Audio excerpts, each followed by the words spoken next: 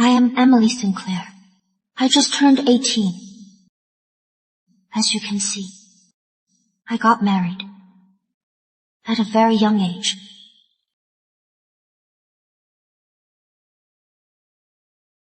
Getting to this point, there is no turning back. This is the only way out.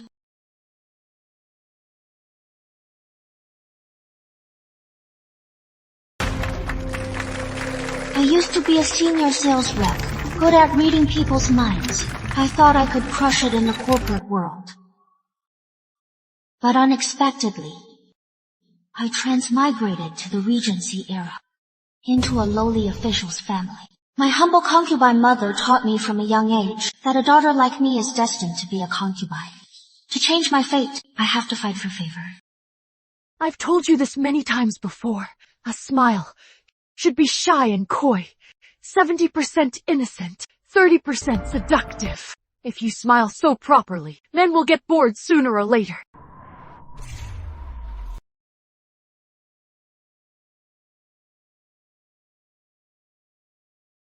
Emily, go on. Go and become the most favored concubine. She spent 15 years teaching me how to be a perfect concubine. And I didn't disappoint. Before my wedding, I mastered the art of seduction. The art of seduction.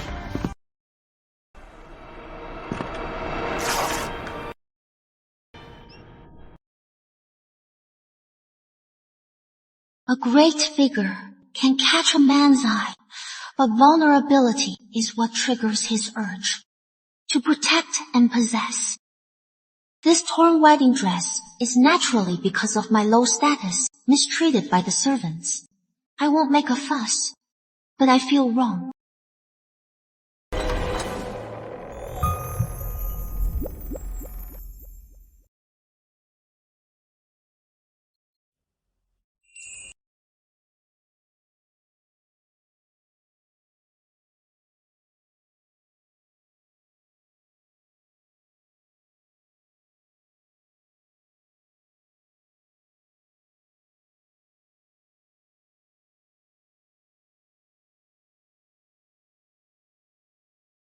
Greetings, husband.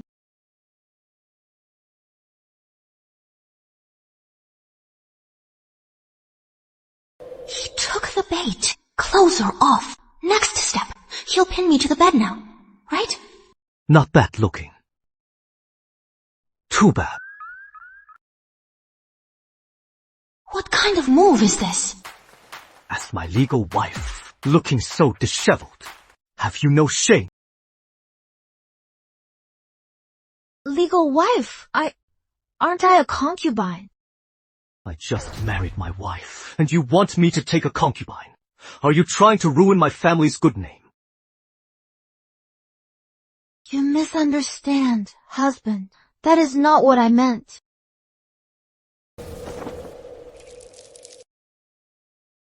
My aunt worked so hard to train me into a top-tier mistress, but at the last second, I got promoted to wife. Now all these skills I have, who am I supposed to use them on?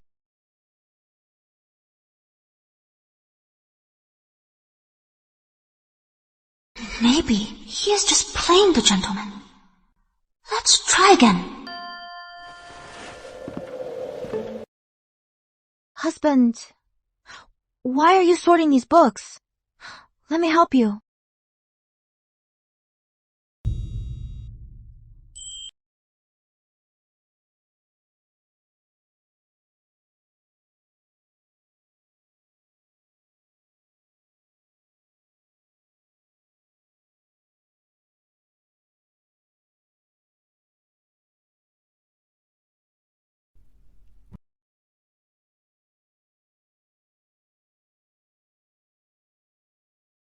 Please forgive my appearance. This wedding dress was torn by the servants. I really have nothing else to wear. It seems pitiful people have only themselves to blame. Excuse me? If you had asserted your authority, would the servants dare disrespect you?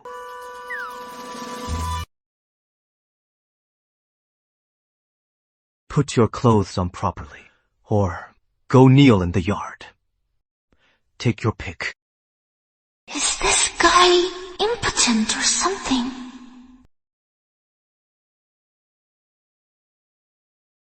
I took a wife not out of love or duty, but to keep political rivals from planting spies in my home.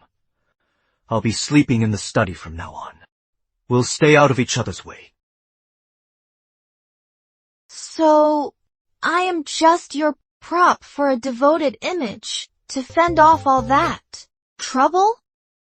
I took a wife to stop rivals from planting spies and to secure my reputation. My union with the Sinclairs is a political alliance, not a romantic affair. I'll sleep in the study. When we divorce later, you'll remain untouched. And we'll owe each other nothing. No fighting for favor, no sharing a bed, and I get to be rich. This deal is a steal.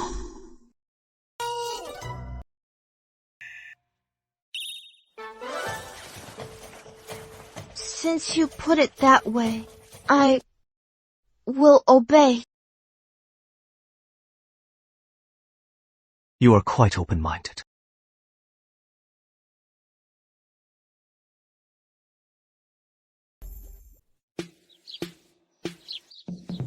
You neglected Madam on your wedding night. What if she complains to Grand Madam? Complaining on her first day here. Mother will only think she's petty and unfit to be a proper wife. Besides, Mother always takes my side.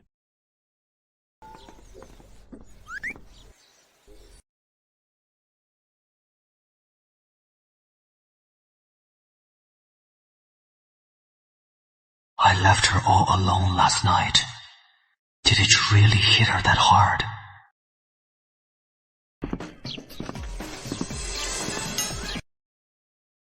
Sir, looks like Madam is ignoring you. I can see that.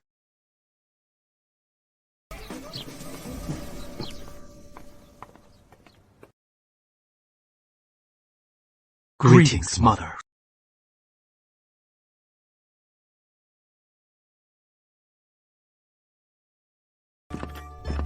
Grand Madam, the breakfast Mrs. Sinclair requested the breakfast. Young Madam requested. Is ready. Our Mrs. Sinclair made this with her own hands all night. She said to let Grand Madam and Charles have a taste.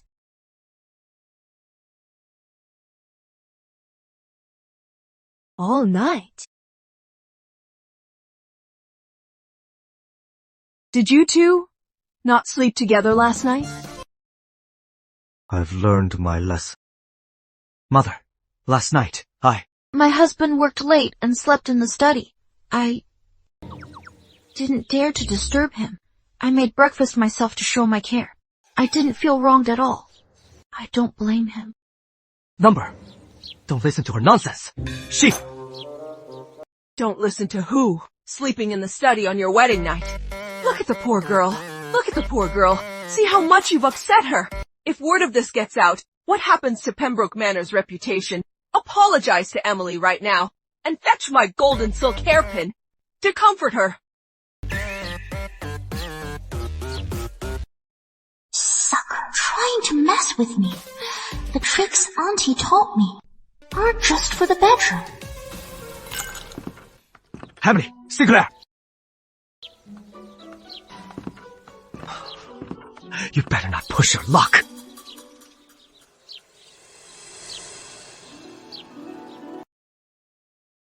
Husband, did I do something wrong?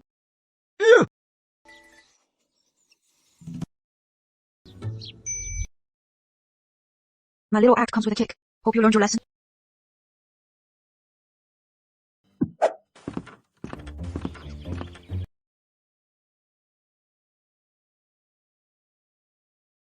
Miss, aren't you afraid of falling out with Charles?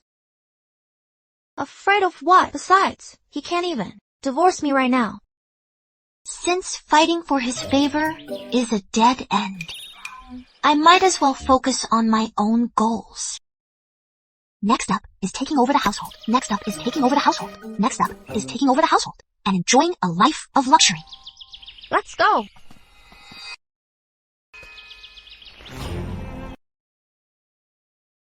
Seems this little Sinclair girl is no pushover. Since I am a widow now, if she takes my household authority, she'll cut off her majesties and my spies in the Pembroke estate. She must go.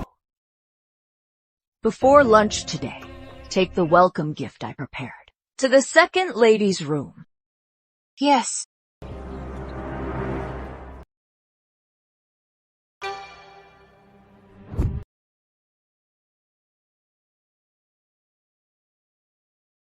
What happened to the life of luxury? This is just a pile of rags. Young madam, Lady Victoria runs the household. The storehouse is full of treasures. She is obviously disrespecting you, giving you these rags on purpose, so you'd make a fool of yourself wearing them. How about we just wear your own clothes? Change? Why would we change? This is my very first step to winning hearts and taking over the power. Such a cunning wife! I am taking notes!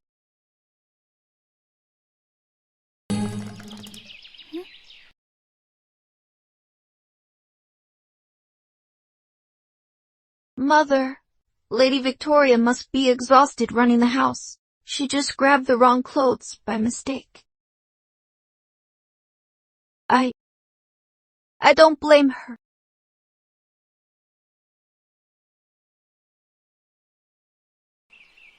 Yeah.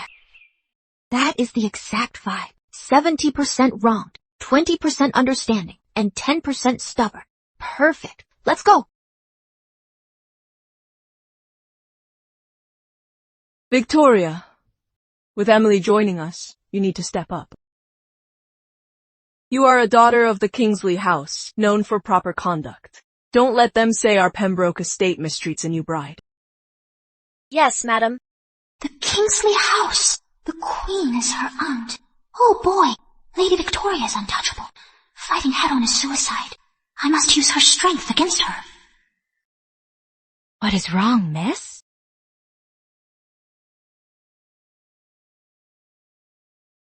Lend me your hairpin. Here.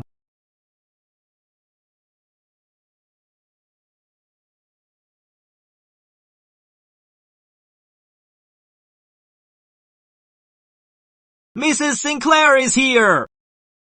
Here comes the show, Emily Sinclair. If you wear this dress, you are being indecent, unfit for big roles. If you don't, you are just arrogant and disrespecting me. Damned if you do, damned if you don't.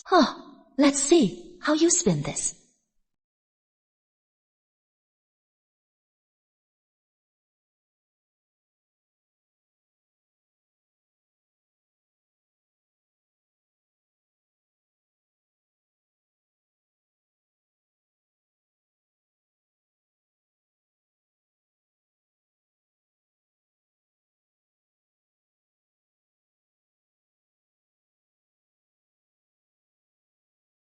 Mother. This outfit of yours is quite unique, but the fabric looks a bit old. The pattern isn't from this year either. Why? Didn't Victoria send you new clothes? Well, Mother, this is exactly what Victoria sent me. Mother, Victoria heard I was good at embroidery. When she sent the new clothes this morning, she also brought over some of her old clothes. She said it'd be a pity to waste them, so she brought them over for me to alter and change the patterns, so she could wear them again. I figured since we are about the same size, I would try it on first and let her see it. What do you think, Victoria? If I deny it, it proves I sent her rags to bully her. She really trapped me. Emily is truly so gifted. I just brought it up in passing, and she did a wonderful job. It is all thanks to you, Victoria. I heard you've managed the house for years, and are very frugal. Even the Queen praises you for your management. To learn from you is my true blessing. Good. I never expected that as soon as you arrived. You two sisters-in-law would get along so well. I guess I worried for nothing. You are right, Mother. Victoria treats me so well. She didn't just give me clothes. She also gave me so many other things. A pair of fine jade bracelets, 2 pure gold hairpins, and 2 bolts of fine silk, and a box of pearls. Victoria, isn't that right?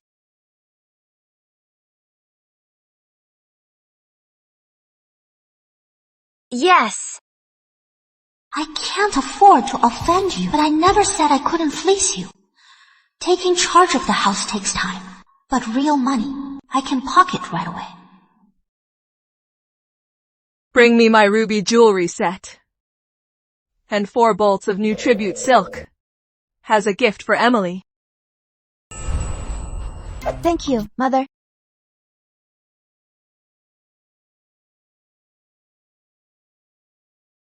My first pot of gold is secured.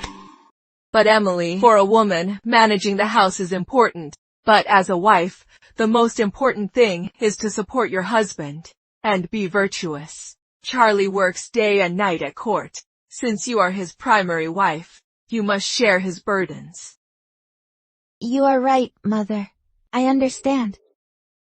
Charlie, this boy, has always made us proud as Deputy Minister of Finance. He is dashing and majestic.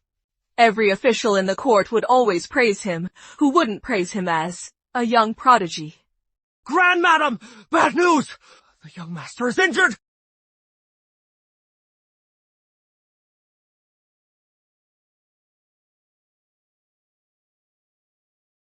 Oh, wow. Is this the majesty you spoke of? You are right, my dear. I stand corrected. Charlie! What happened? Grand Madam Mr. Pembroke had a dispute over the border rations with His Royal Highness. Charles! Stop right there! Just now in front of Father. Why did you embarrass me? Saying I didn't study the border. Are you saying the Crown Prince is less dedicated than a Deputy Minister of Finance? I am merely stating the facts. The border situation is dire. If your highness had done your research, you wouldn't have made the absurd suggestion to split the rations equally. Sir Pembroke has always been blunt. He never beats around the bush. But that is the Crown Prince. He should be more tactful with his words. Emperor Augustus had Sir Victor, and Emperor Constantine had Sir Henry. Both were known for speaking the truth. His Royal Highness is the Crown Prince. How can you only listen to flattery? Excellent. What bitter but loyal advice. What a straightforward minister! Damn! What a spectacular fall.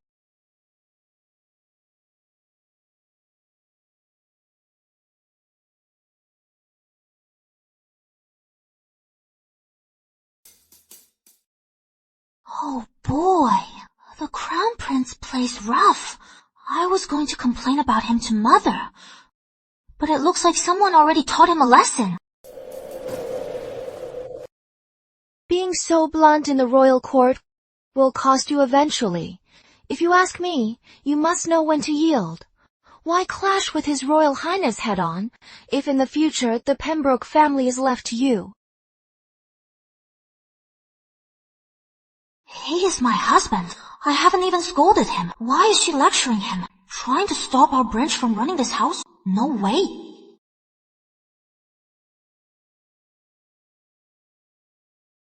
Mother, my husband spoke for our country and suffered for it. Sister-in-law, do you think an official shouldn't plead for the border troops? Or do you think the Crown Prince was right?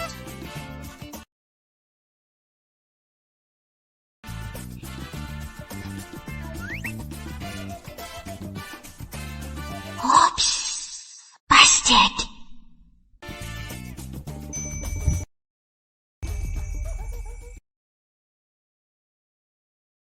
Husband, Emmy believes the people's needs come first as a family. family. No matter what you do, Emmy will always support you.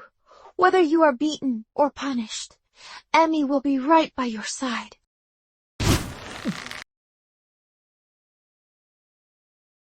What are you doing? Husband, you feel wrong too, don't you? Your eyes are even red. If you want to get even, just keep quiet.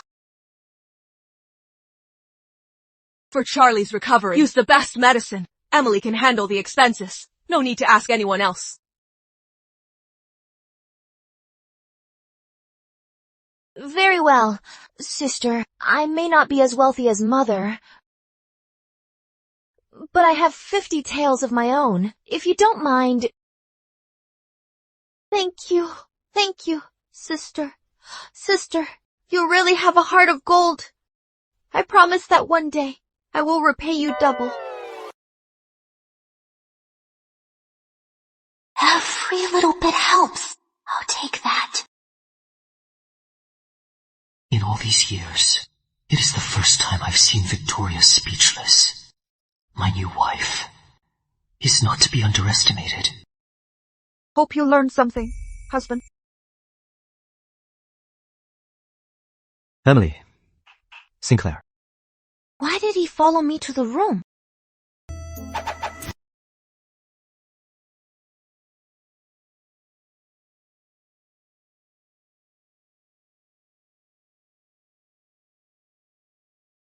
Dear, are you still in pain? Want me to massage you? Nice acting. It seems growing up with that aunt of yours really rubbed off on you. You've learned quite a lot. Yes, you are right. I was raised by my aunt, and I am full of wicked tricks. I just want to use these cheap little tricks to win sympathy. But so what? You think you are so noble. Didn't you, just to survive in the royal court, marry a woman you completely despise?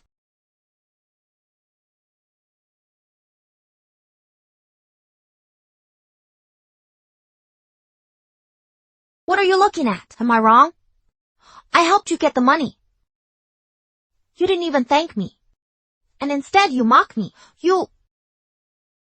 Fine, you look down on me. Huh? If you are so capable, don't take the benefits from earlier.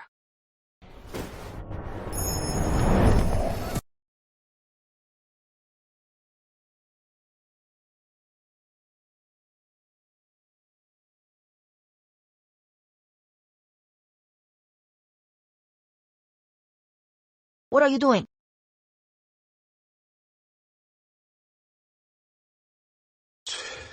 Tuition. Your skills in reading people. I won't be with you forever and playing weak to win hearts. Teach them to me. I am ready to learn. Emily Sinclair, those tricks you use to win favor, teach them all to me. You! Did your brain get kicked out by the Crown Prince? A dignified civil servant like you wants to learn women's tricks. I've clashed with the Crown Prince for a while. He lacks competence and disregards the people. But backed by the Queen and the Kingsley House, he makes things hard for me. If a foolish king rules, why should the people suffer? But my footing in the court is still weak. Going head would be a losing battle. I didn't expect my husband to be such an upright man. So, you want to win the king's favor by taking an indirect approach? Yes.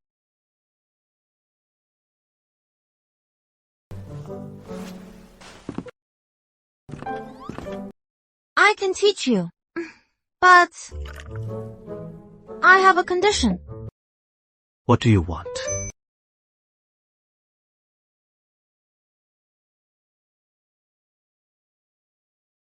From now on, whenever I have use for you, you must follow my orders. My goal is to take power as matriarch of Pembroke, to live out our lives in peace. We must be on the same page. Deal. No time to lose. Teach me right now. All right. Then right now, please me. What? Act pitiful like I did last night. And beg for my affection. Me? If you want to win favor, you can't be afraid of losing face. Watch me. I'll show you how it is done.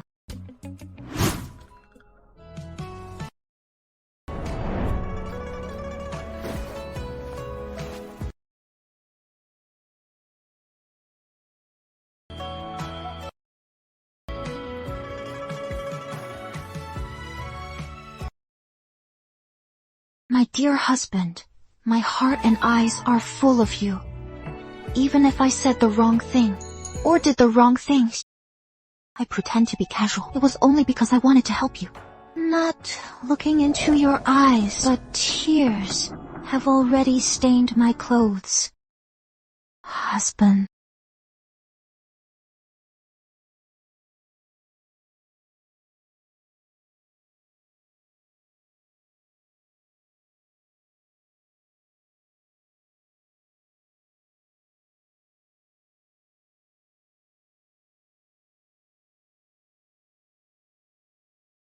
It is so hot in here. How will you learn if you don't watch? Alright, now you start pleasing me.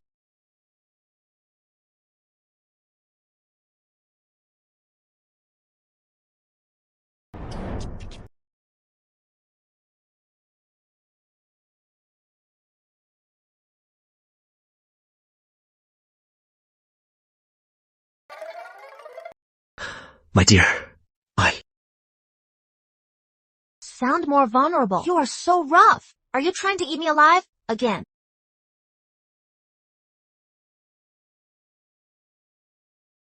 my dear. Wrong.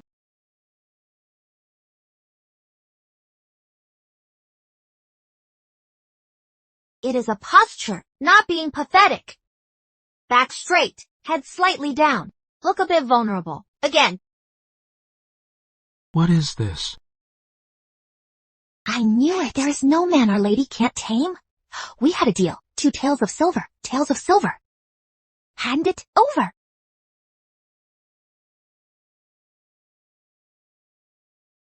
My dear, your skills are profound. I've learned a lot.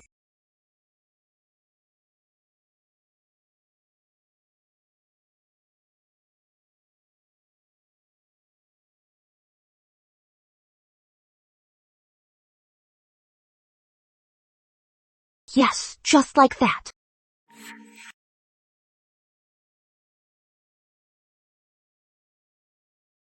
Never say I am not wrong. Use rhetorical questions and imperatives. What is an imperative? For instance, could it be really my fault? Or maybe, please, don't do this to me. Got it? You've got quite the bag of tricks. Of course. These are my ultimate skills. Back then, my aunt and I, if it weren't for these skills, let alone fighting for favor, we wouldn't have even survived. You think we liked playing mind games? We just wanted a fairer chance at life. Alright, your lines.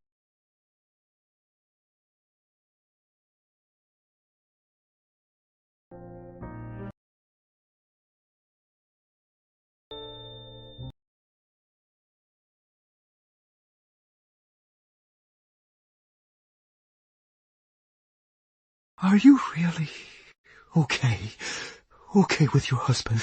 I would spend my whole life going to the banquet alone to be bullied. Please, come with me. What if we face thorns? Fine. You said it. I'll pick you up tomorrow.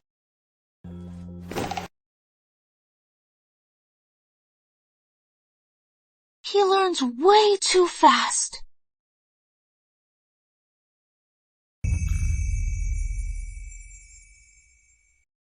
Sir, there is something I don't get. Haven't you always disliked scheming people? With all the ladies in the capital city, why did you choose the most scheming daughter of Sinclair House? Do you remember last Mid-Autumn Festival, the banquet at Sinclair Residence?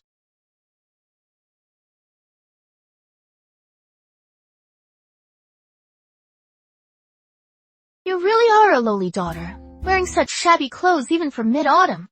Aren't you embarrassed? You are right, sister. My clothes are indeed old. So, I'd like to ask you for a favor. I made these pastries myself, to give to Grand Madam. But, with my status, it is just too embarrassing. If you deliver them, Grand Madam will be pleased. She might even reward you with silver bracelets.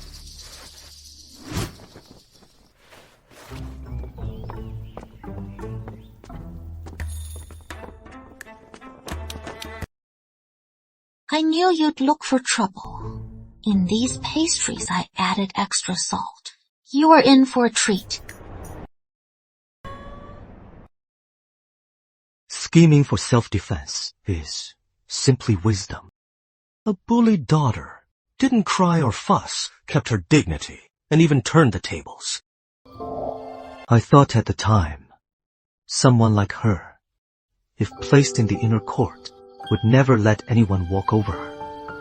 If kept by my side, she could help me fend off a lot of trouble. Your husband stands corrected. My wife's tea is quite exquisite. So you married her, not just to settle for anyone. Of course not. It is just the surprises she brings are far beyond my expectations. The Ministry of Finance delayed the provisions. You can't work without resources. You are not to blame. Charles is a key minister. He has good intentions. You should understand each other. Rest assured, Father. I understand Sir Pembroke's intentions. I'll keep your teachings in mind. That Charles almost got me reprimanded by Father. I'll make him pay. Make him pay. Your Majesty, Mr. Pembroke has arrived!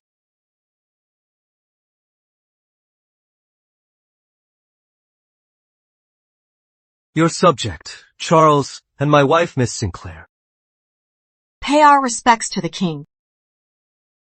You may rise.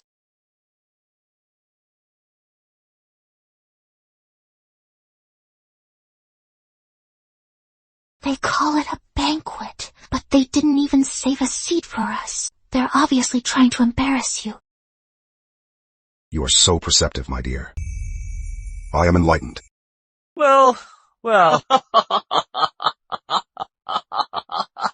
A little disagreement yesterday. I thought Sir Pembroke wouldn't show up today. As for your seat, I forgot to arrange one. But Sir Pembroke is always so magnanimous. I am sure you won't mind such a trivial detail, right?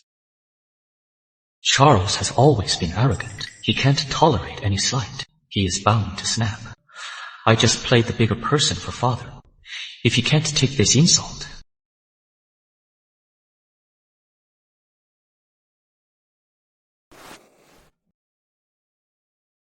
It is fine. Your Highness is very busy. An oversight is understandable. How could I possibly blame your Highness for such a minor detail? My back is injured, so standing is more comfortable. Sir Pembroke, weren't you fine yesterday? How did you get hurt? Your Majesty, it was my husband's fault. Yesterday, he didn't know the whole story and rashly questioned His Royal Highness. This displeased His Royal Highness, who kicked him to the ground, kicked him down, and had him carried back to the estate. My husband, after being injured by the prince, to remember the lesson, kept his robe unwashed, to reflect on his mistake. Brilliant move. My dear, I have learned a lot. Alex! How dare you kick a civil servant in public? Is this how I taught you? Father, it is not like that! Please, calm down, Your Majesty. Please don't blame His Royal Highness. I came today, not to complain. I am here to apologize to His Highness. Apologize! After returning home yesterday, the more I thought about it, the Crown Prince of our nation is benevolent and kind. How could he get angry for no reason? Of course. So, I spent the night checking the border military accounts, and I found that the ration shortages were because he used the funds to build the summer villa in the south. Charles! What are you saying? No need to explain. Your Highness, I understand it all. You must have thought. The soldiers' suffering means little, but the king's summer retreat is of utmost importance. You would rather bear the blame of embezzling funds, just to build the king's villa. Ha! Such filial piety is truly unmatched. Our dutiful crown prince, we are so honored. Such a masterful act, my dear. I've learned from the best. Prince Alexander the Dutiful. It is our honor. Preposterous, Alexander. Didn't you just tell me the Ministry of Finance delayed the funds? Embezzling military funds for a villa! Shake your head! Hear anything rattling in there? Father! Father, let me explain! Father! These are the ledgers of His Royal Highness embezzling military funds, the craftsman's confessions, and the purchasing records. Please review them, Your Majesty.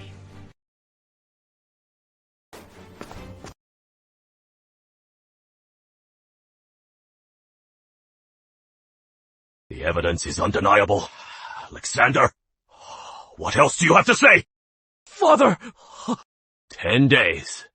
Take those 50,000 taels and replace every last cent. Send it to the border. If it is short by a single coin, you are no longer the crown prince. As for your seat, give it to Sir and Lady Pembroke.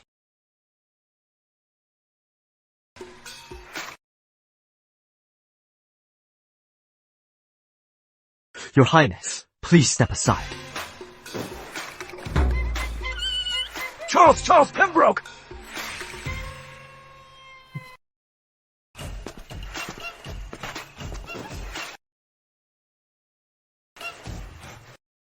The student learns fast. Phase 1 of his training, a complete success. My wife is quite the actress. Your husband has learned well.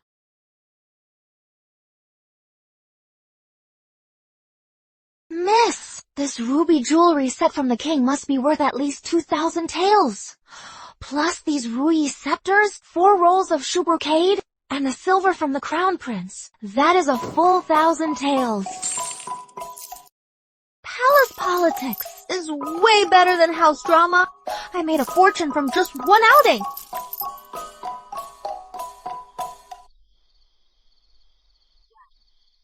We gained so much. Why the long face? Don't be ungrateful.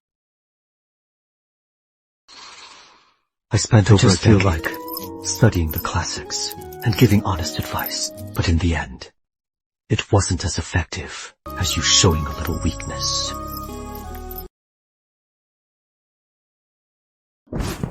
Young man, you still have a lot to learn. In your eyes, the king is the son of heaven, but in my eyes, he is no different from my foolish father.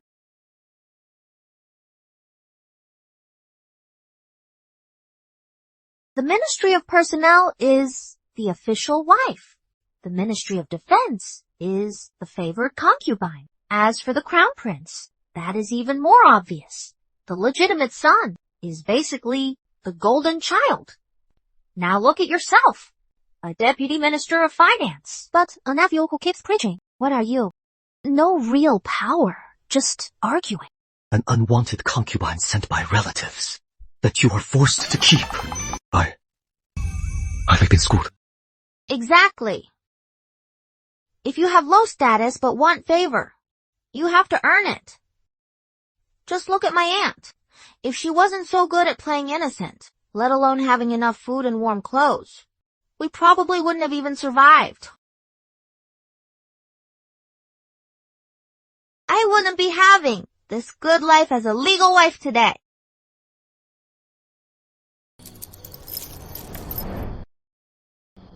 Dear husband, we couldn't have won this time without you.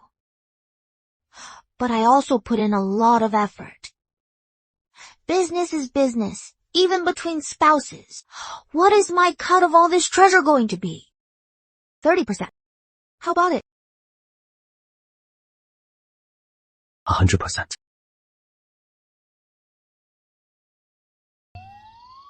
What? You are not leaving me anything. Charles, you really just use people and toss them aside. I really misjudged you. What is the rush? I haven't even finished.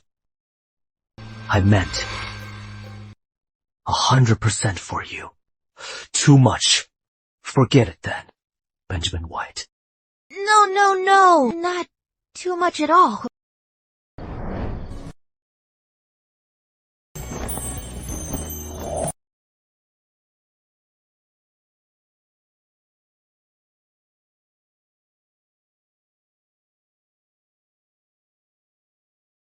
My dear husband is so generous and brilliant, truly one of a kind.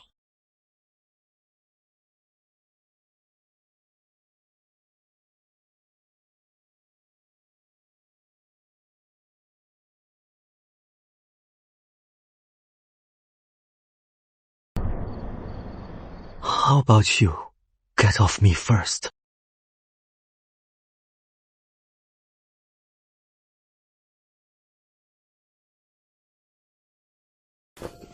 Sorry, I got a little too excited. Don't worry, I'll teach you my tricks and make you the ultimate green tea boy.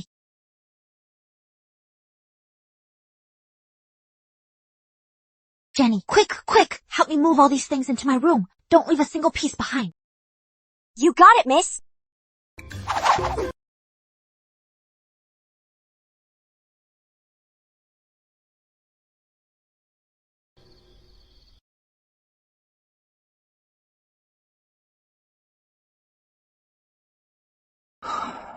They're just worldly possessed. Is she really that happy? You are so high and mighty! You are so amazing! If you don't want them, I do! I want a new master! That Charles and that Miss Sinclair. Didn't you say Emily Sinclair was raised by a concubine and only knew cheap tricks? Then what is the meaning of all this? Emily hid her true colors too well. I didn't expect this either. She just entered the manor and already got my mother-in-law's token. She claims it is for Charles's recovery, making expenses easier, but in the long run. No matter how tricky she is just a woman of the inner house. Give her the household key. I'll trap her with an account deficit, so even Charles won't be able to save her.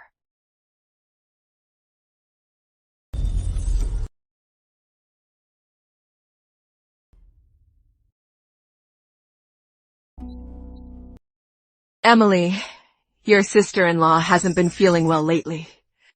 As for the household, please manage it for her for a while. By the looks of it, it is definitely a hot potato. But power delivered to my door. I'd be a fool to refuse.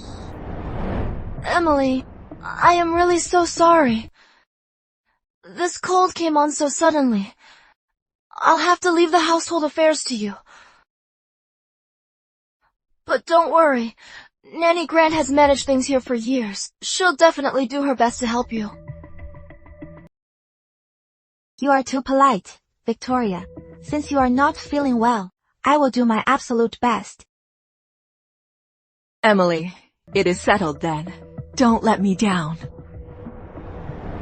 Little wretch, just you wait. Running this house won't be easy. In less than 10 days, you'll be crying for mercy. Power delivered right to my door. I'll gladly accept it. But if you want it back, it is going to be tough. The tea smells wonderful. My lady, please enjoy.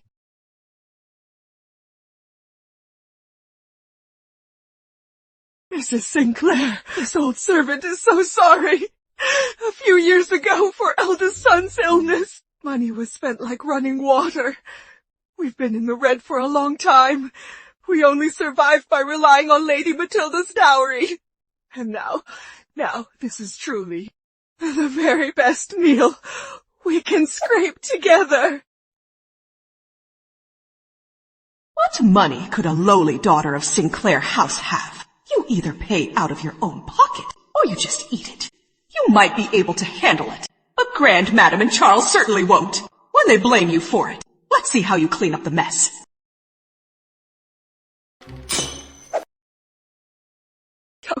Yo, Madam, Mrs. Sinclair.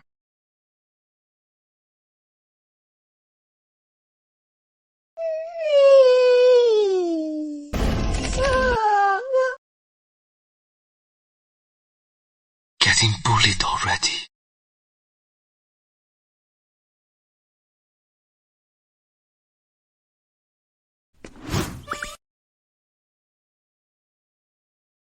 Nanny Grant, you are my sister-in-law's nanny, and a distant relative of the Kingsleys.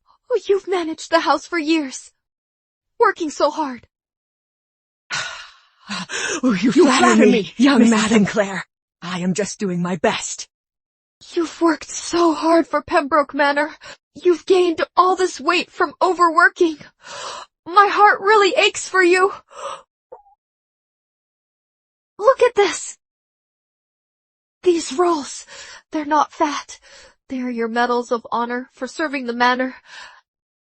Every layer of fat represents the heart you've poured into the Pembroke family. Madam's ability to lie with a straight face is just on another level. Where are the pen and paper I asked for? Hurry up and take notes.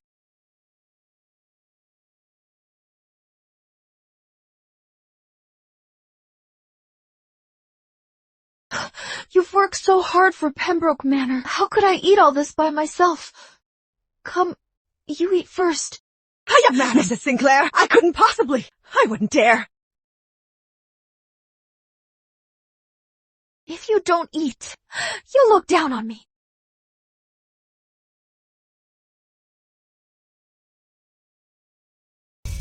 Junior Grant has learned his lesson.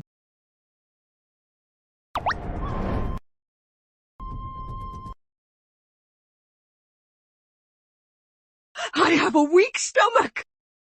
You purposely mistreat your masters and think I am a pushover.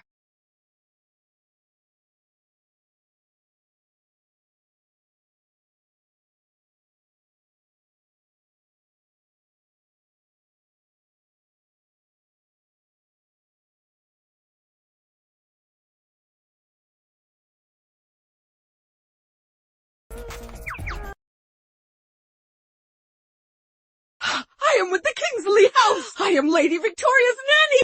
Even Grand Madam shows me respect. You can't just bully me like this.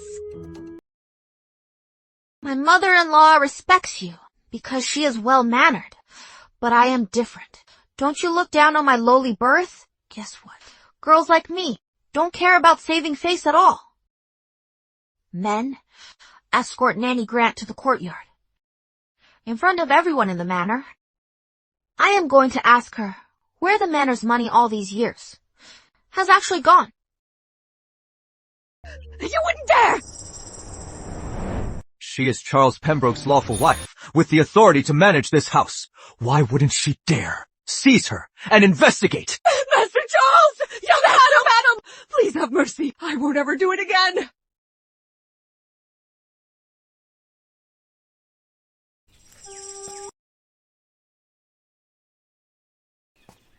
isn't Chloe back yet? She just went to watch the drama. What is taking her so long? Chloe? How was it? Is Emily smashing things in anger? Or did she run crying to Mother? My lady, second lady, young madam. What about her? Spit it out. young madam. She's putting on a whole show in the courtyard.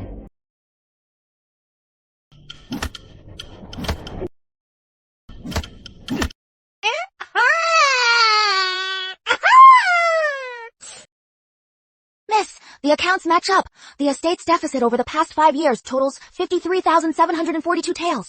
Out of that, Nanny Grant alone handled the purchases of ice, charcoal, and herbs, pocketing nearly 20,000 taels. And there's more. She is also the one who arranged for the estate's money to be used for usury.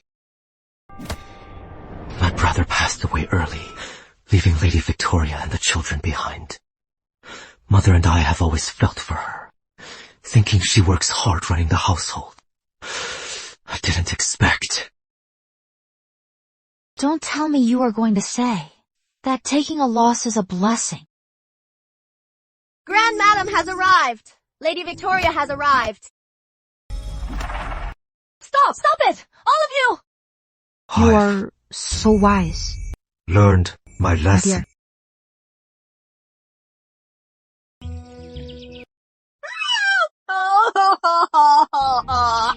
They're killing me!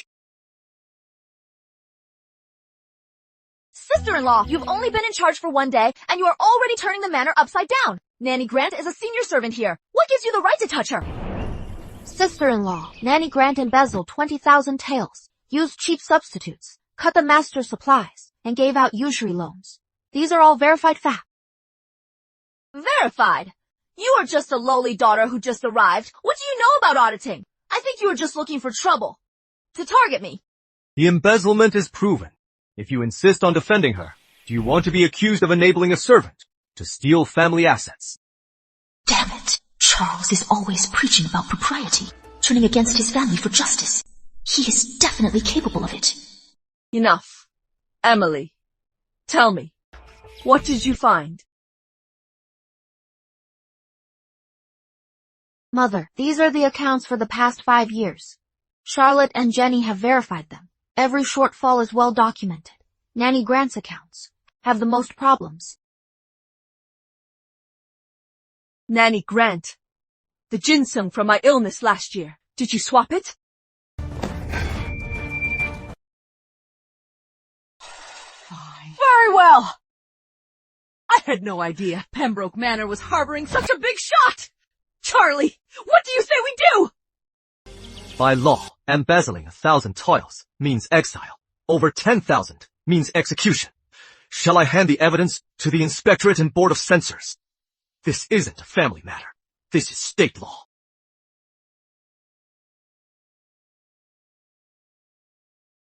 Leave it to Emily to handle. If the Kingsley house dares to shield her, they are equally guilty.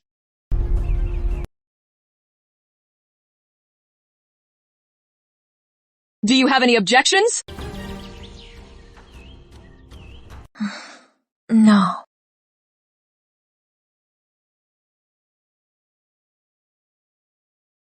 Emily, look into this. Recover the stolen money. Every last cent of it. You can keep the household key. Charlie is right. Pembroke Manor's reputation won't be ruined by these wicked servants. Yes, Mother.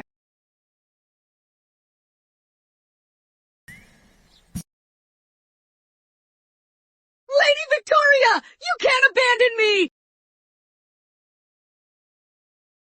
Continue. Husband. My wife learned a lot, husband. Watch closely. My wife. Well done.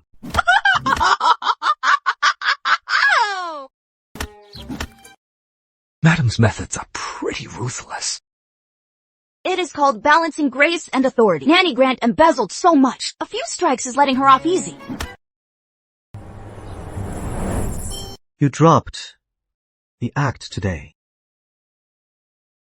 It is just a tactic, as long as I run the house.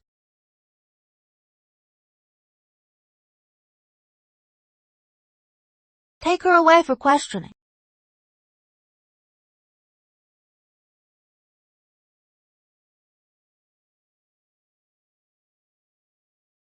But what about you? This Nanny Grant works for Victoria and is a spy for Kingsley Manor. Touching her offends Kingsley Manor. Aren't you afraid? Afraid of what? How can we thrive with a chaotic home? Cleaning up the house is only natural. Besides, you and Mother are both very important to me. Everywhere every sound I hear, bound together in life and death, all that my heart holds on to is you. The tea is exquisite. My lady, I have learned much.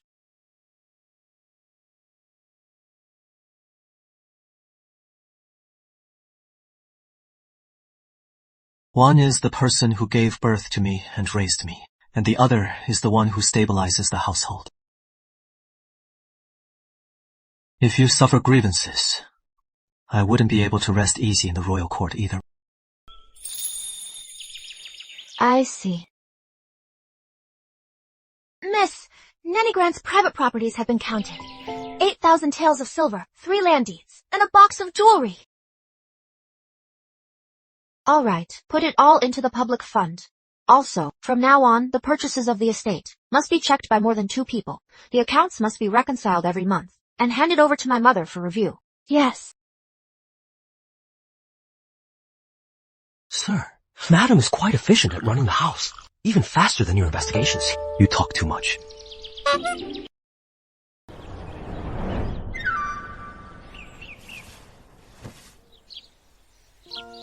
Victoria Kingsley won't let this go. Be careful. You too.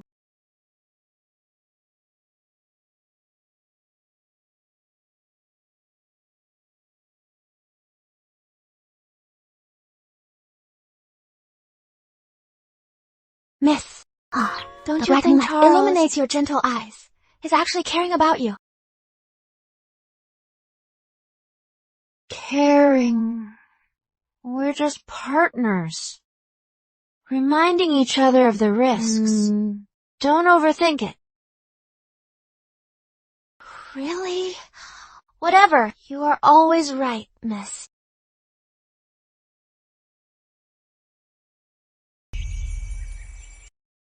Charlotte, what time is it? Sir, this incense is barely a third burned. You've checked it 5 times already, sir. Are you thinking about your wife? Watch your mouth.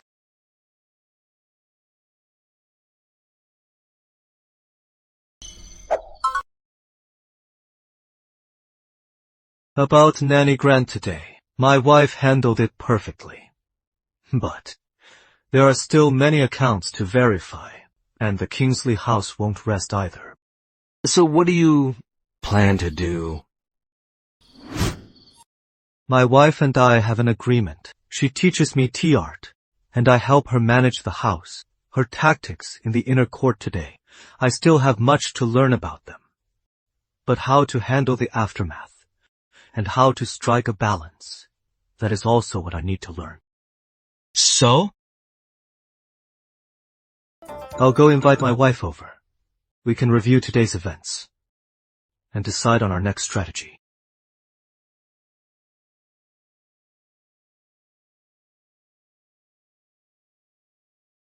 Review all you want, but why the blushing?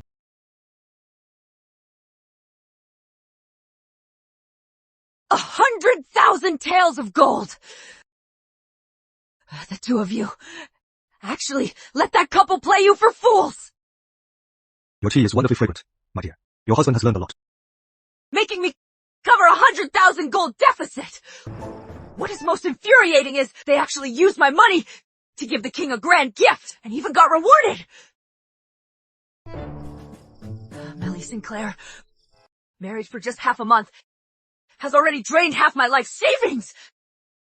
At this rate, this Royal Harmony Palace, I might as well move out of it and just let Emily Sinclair move in!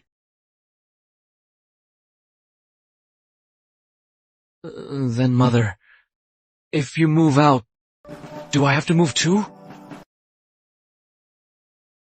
My son, is the head on your shoulders just for decoration? A mere daughter! Reduce the two of you to such a state! Please calm down, Aunt. It is all because I am useless. You are indeed useless! Pass my royal decree! Summon Emily Sinclair to the palace! I will personally pull out this thorn in my side! Today's lesson is called The Self-Cultivation of a Green Tea Bitch. The essence of being a green tea consists of 3 things: facial expression management, emotional delivery, the art of leaving blanks, and the highest realm of a green tea is to make the other person think everything is under his control. But in reality, you are the manipulator. I don't understand.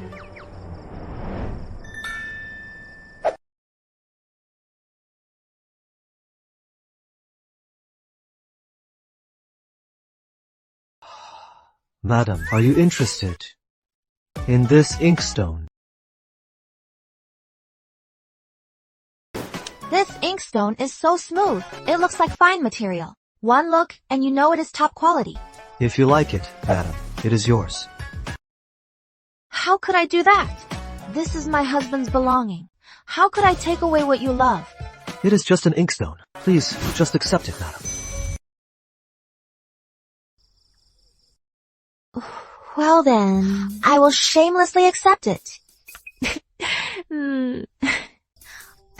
Thank you, darling.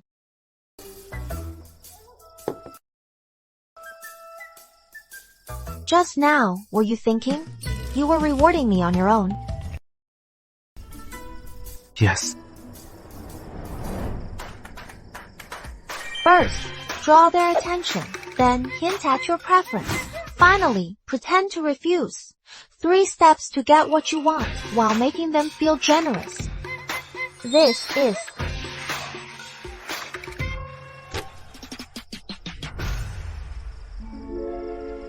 lesson learned.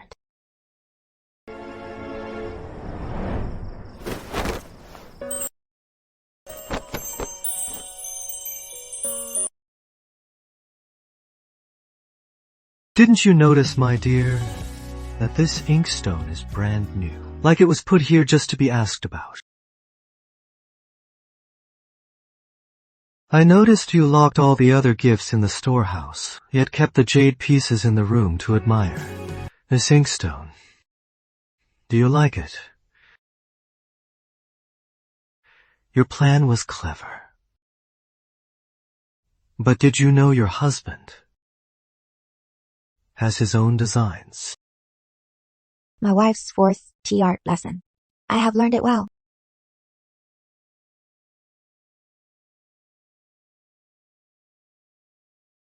Ouch! Don't mind us! Carry on! Just passing by! Passing by!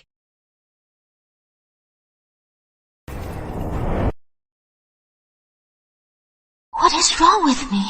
Was he just practicing earlier? Or natural-born actors are truly scary. To think a veteran like me almost couldn't keep up. It is getting late. Rest early, husband. Emily.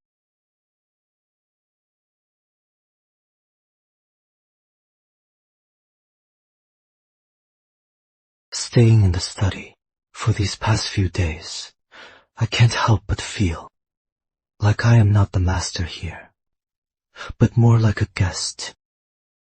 Playing the victim? Oh, I haven't even told him that. He learned it himself. Plus, the couch in the study is broken. And the windows are drafty.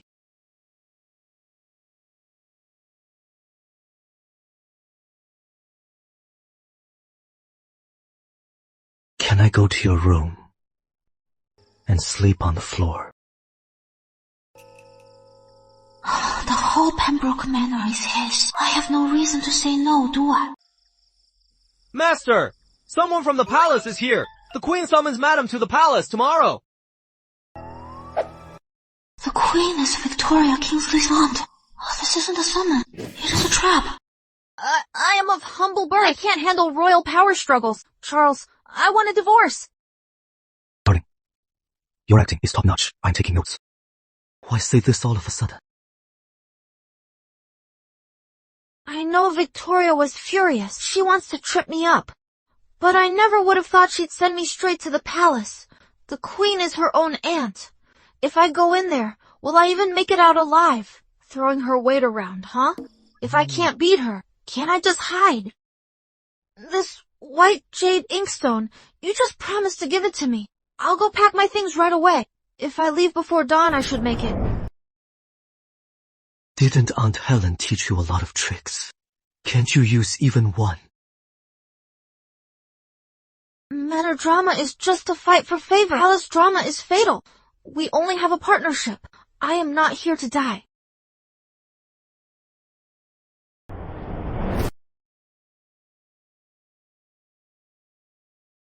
So, you don't trust me to protect you?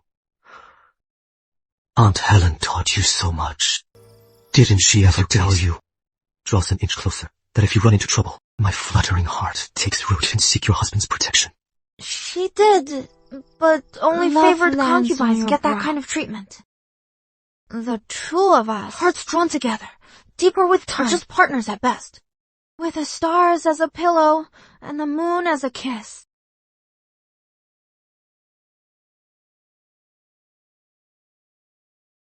Devotedly, we turn the gears. I promise you, in the name of your husband, go to the palace.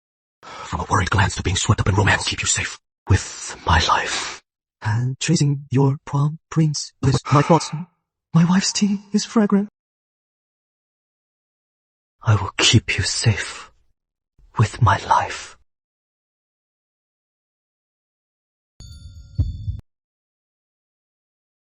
Charles Pembroke, have you lost your mind? Number. I've been thinking lately. We're perfect for each other, I think. Did I scare her? Maybe I'll try a way she knows.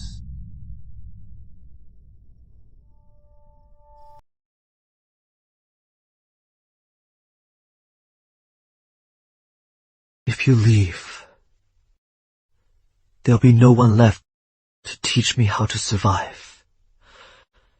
I'll be forced to face it alone, dodging every hidden scheme. Could you really bear that?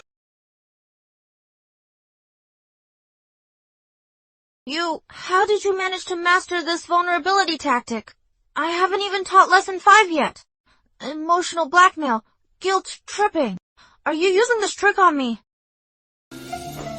Madam, please, don't punish me. Stop. Alright, you win. Fine. We can hold off on the divorce. But I am only giving you this one chance. If I get hurt even a little bit, I'll divorce you the moment I return. Okay, it is a deal.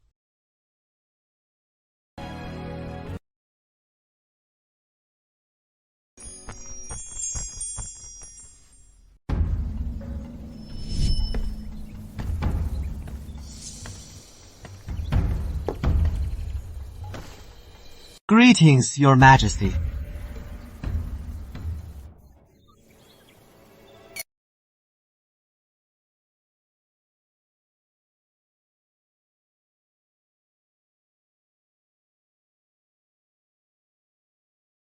Serve the tea.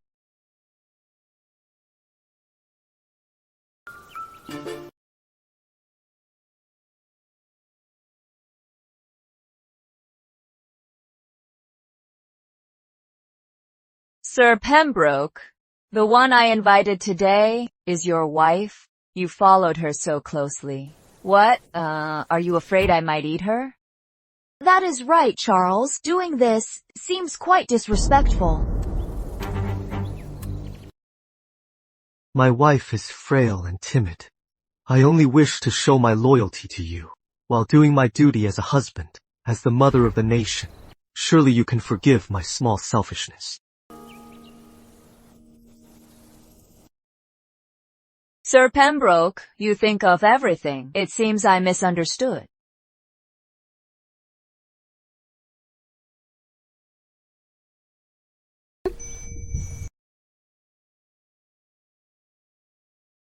Your Majesty, the King's verbal decree. Sir Pembroke is summoned to the Hall of Serenity at once.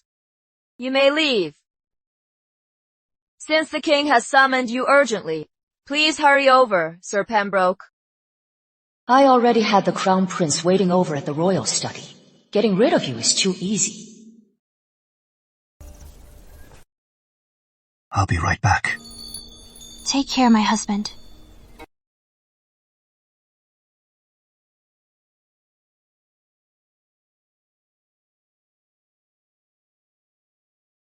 Servants, bring out the things I have prepared.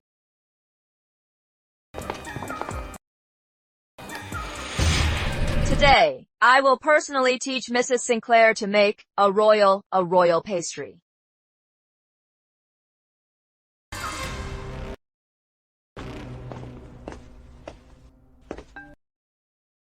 Sir Pembroke, you are just in time.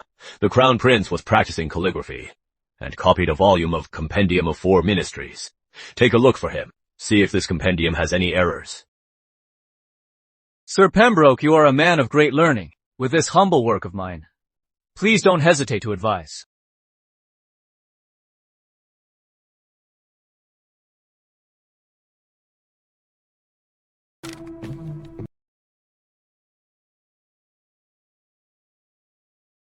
Stalling for time to lure me away. It is definitely a scheme by the East Wing Palace.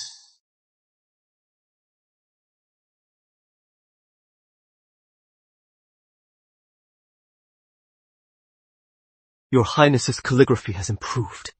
I pale in comparison. There are no flaws. That quick! Are you brushing me off, Sir Pembroke? Why not take a closer look? There are a few spots I am not so sure about. You misunderstand. Your Highness, I am not brushing you off. It is just, I simply dare not look any longer. Why is that? Your Highness's calligraphy is so powerful and vivid. The more I look at it, the more my practice seems wasted. If I keep looking, I fear I'll be too ashamed to even hold a brush. I didn't expect Sir Pembroke to be so self-reflective, Father.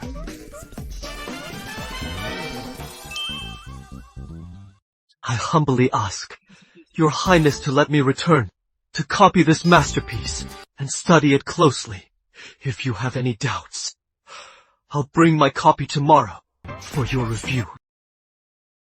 Sir Pembroke, are you sure you won't take another look? No need, Father. I think Sir Pembroke's eagerness to learn is completely genuine.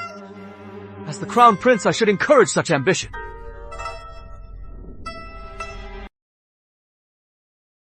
Sir Pembroke, you may go. Thank you, Your Highness. Thank you, Your Majesty.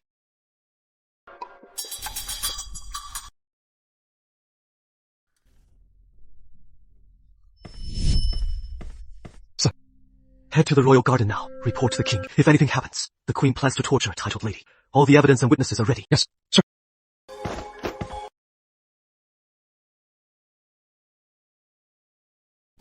Emily, the pastry I plan to teach you is called Exquisite Ice Jade Pastry. Back when I was young, I learned it from the imperial chef from the West. The secret to this pastry is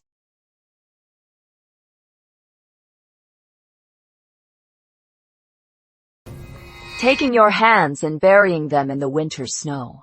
Wait until your fingertips freeze. Then knead the dough. Repeat this many times. Only then will the crust have a flaky, ice jade texture.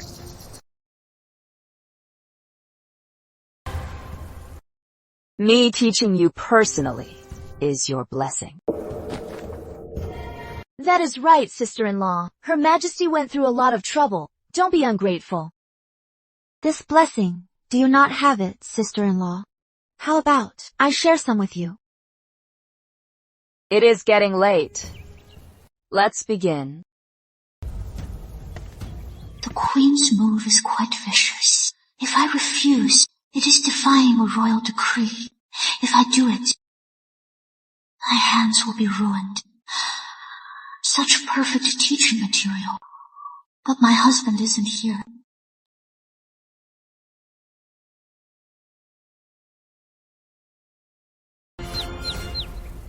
I am honored by your Majesty's favor. I am endlessly grateful. However, I have a presumptuous request. My husband is away, but a wife has her ways. I have heard that, before making imperial pastries, one must wash hands, burn incense, and calm the mind. To show respect to your Majesty, I walked all the way here, and my hands got dusty. I am afraid to ruin your goodwill. May I wash my hands first? Sister, I think you are stalling on purpose. You misunderstand, sister-in-law. I am simply afraid. That dirty hands might ruin the taste. If word gets out, people might say, Her Majesty's pastries are just mediocre. This is a blame I cannot bear. Washing hands is simple. I didn't just prepare water. I also got sleeve ties, soap, and soft towels. Emily, I've thought of everything. All that is left is for you to start. Enough! Her Majesty's time is precious. She can't waste it on you.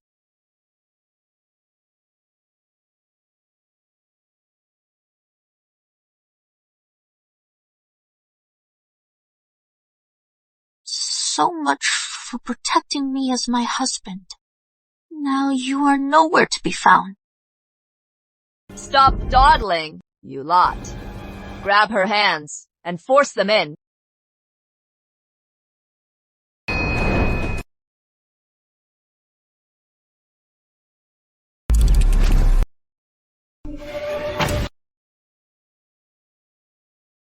Stop!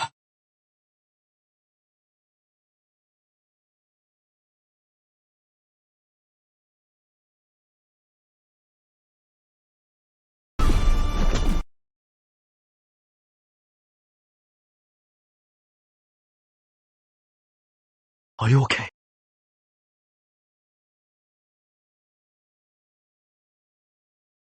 Charles, how dare you! Charles, how dare you act up before Her Majesty! Guards, take him! Was it you who held down my wife's hands? Mercy, Mr. Pembroke! I was just following orders!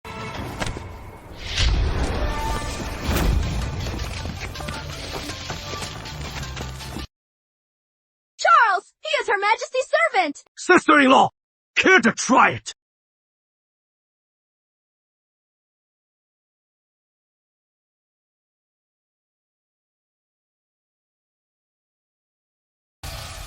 Charles! You barged into the inner palace, overturned royal items, and assaulted my servant! Do you have any respect for me or the law? If your Majesty respected the law, you wouldn't be in the palace, using private torture.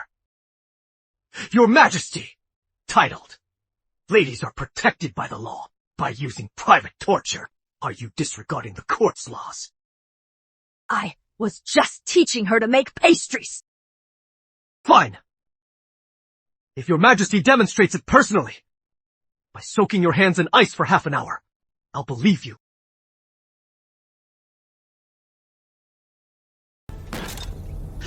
You do this for a lowly daughter! You're really insane! Aunt Helen, you taught me countless ways to survive. How to play weak, how to back down. But why didn't you tell me that when someone protects me like this, my heart would feel so warm yet ache so much? How dare you! I don't believe the two of you will walk out of this palace alive! The king has arrived!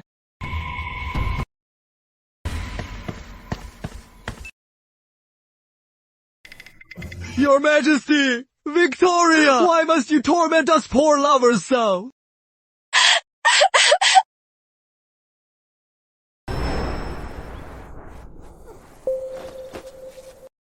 What is the meaning of this? Father, they must be putting on a play to amuse Mother. Yes, exactly! Silence. I was asking Sir Pembroke. Your Majesty, I am at fault. I was just so anxious earlier that I offended Her Majesty. I deserve death. My wife.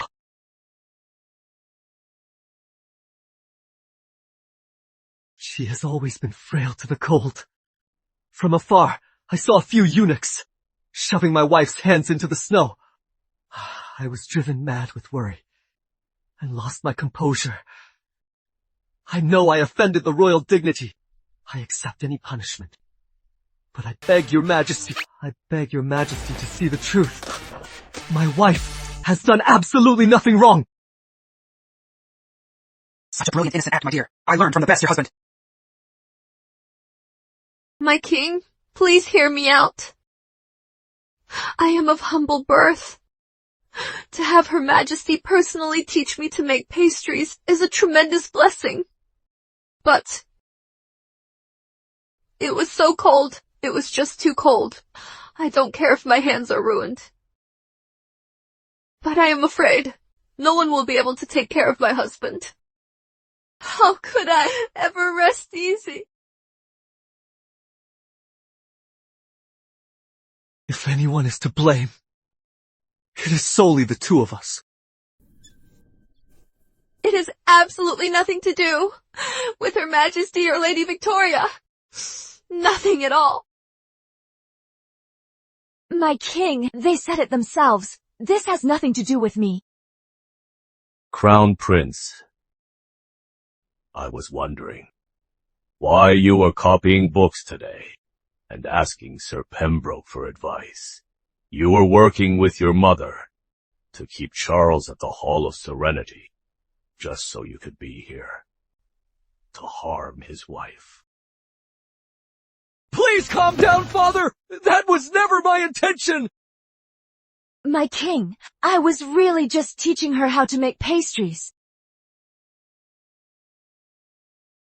Do you think I am a 3-year-old?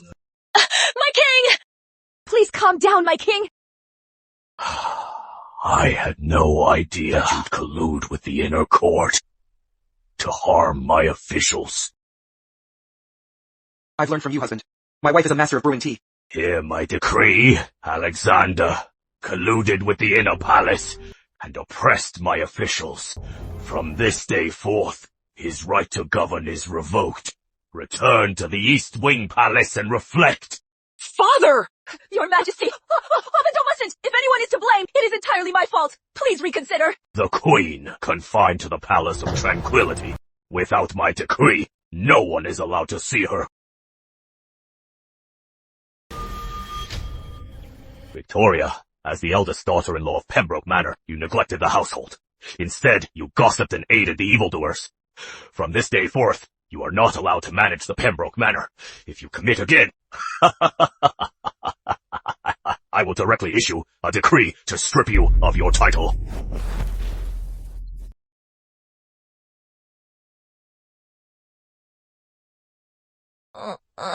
Accept the decree.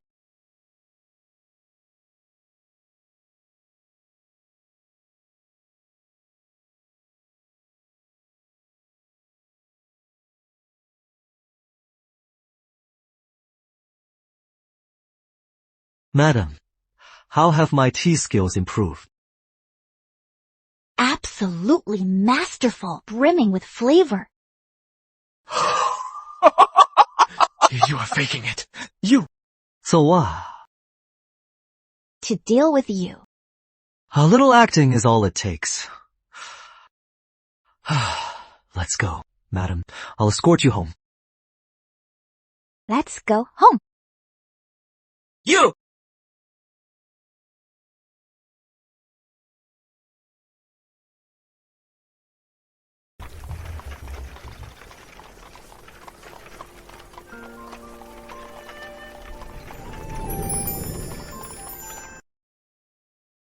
Good thing there's no frostbite. They're just a bit cold.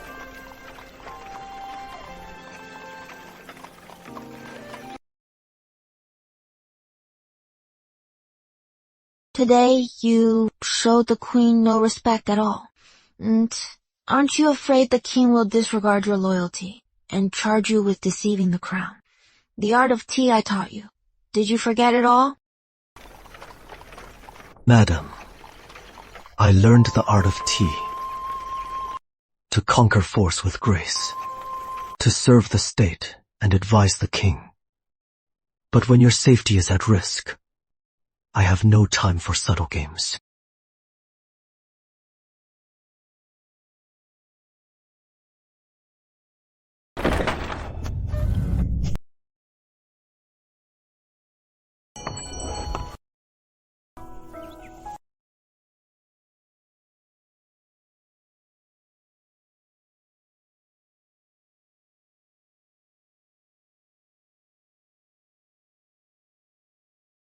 Madam, what I promised you, I kept my word. Do you still want a divorce? The Marcus Manor may be glorious, but the court and estate are treacherous. Do I really want to stay here forever? Never mind. We've offended the Queen and Crown Prince. They won't spare me even if we divorce. And Charles Pembroke will protect me. I'll just take it step at a time.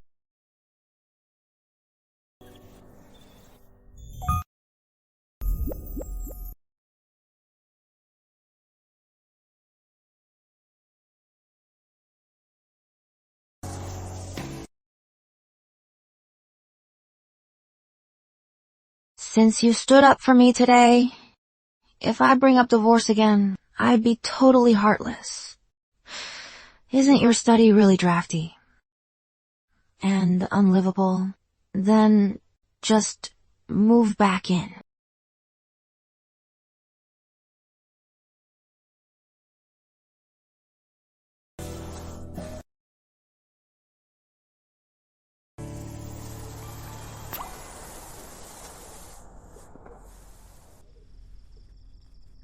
Charles Pembroke.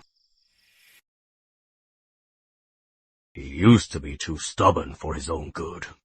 But ever since he married that Miss Sinclair, he has learned how to retreat to advance. Compared to his old bad temper, he is 100 times trickier. Grandfather, I have a plan. Speak. Charles ranked highly in the exam back then. If we let out a rumor that he cheated during the exam, bribing examiners to leak the questions. But how will anyone believe it without proof? The chief examiner back then, Edward Grant, is your protégé. Even though he is retired now, his children are all in the capital city. If he is willing to remember a thing or two, paired with a few old letters.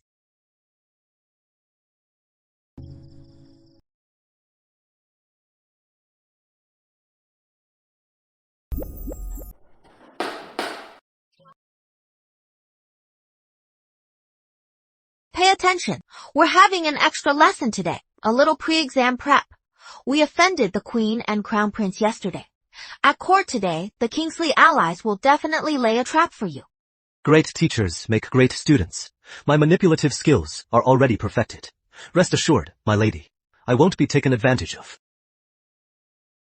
Don't get cocky. Anyway, listen to me.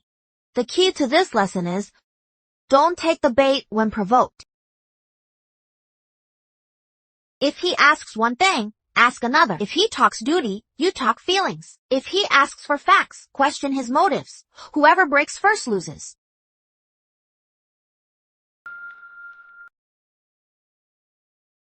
Handle it well. If you do well, when you return, I'll reward you. A reward. Charlotte White, prepare the fastest horse. I am going to court. Yes, sir!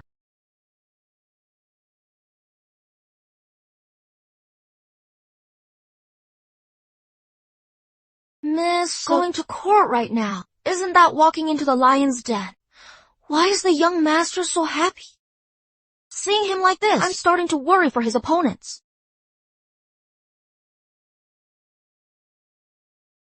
My loyal subjects, is there anything else to report?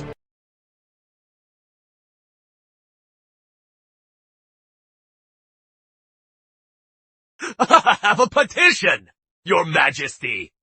I wish to impeach the Deputy Minister of Finance, Charles. I've learned well. Your manipulative skills are unmatched, my lady. I wish to impeach the Deputy Minister of Finance, Charles. During his imperial exam, he cheated for personal gain. He bribed the examiner to get the questions in advance. I have the former chief examiner, Minister Grant's handwritten confession, as well as his letters with Charles as proof. Please take a look, Your Majesty.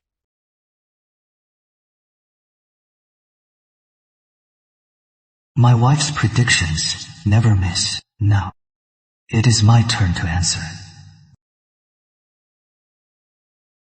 If the imperial exam cheating is true, it will shake the foundation of our civil service. As the Deputy Minister of Finance, Charles knowingly broke the law. He deserves a harsher penalty. I ask Your Majesty to punish him severely. Hi! Second that! Please investigate Charles thoroughly. Your Majesty!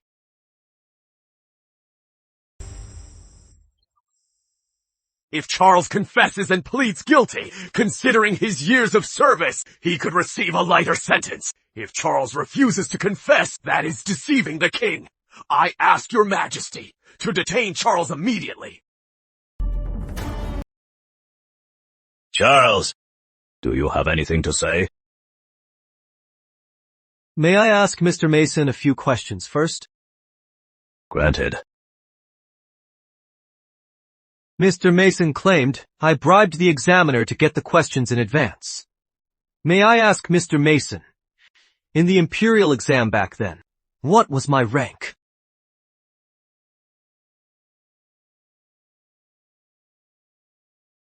I ranked 4th in the 2nd tier, 4th in the 3rd tier, 4th in the 1st tier. If I cheated, why didn't I buy the first place? Why didn't I buy the top 3? I've learned well from you.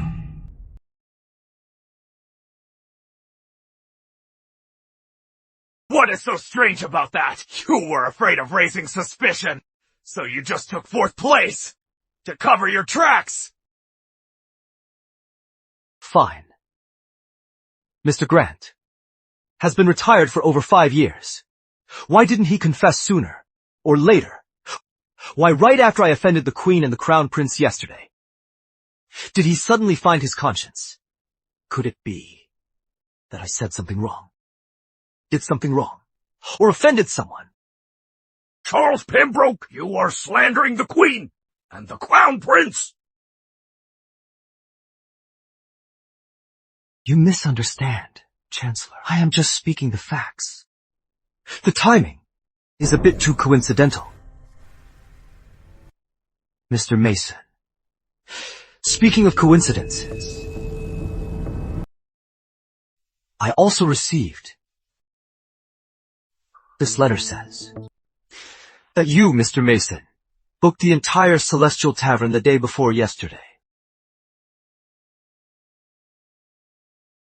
Wrote a love poem, and even gave someone a red gold enamel hairpin.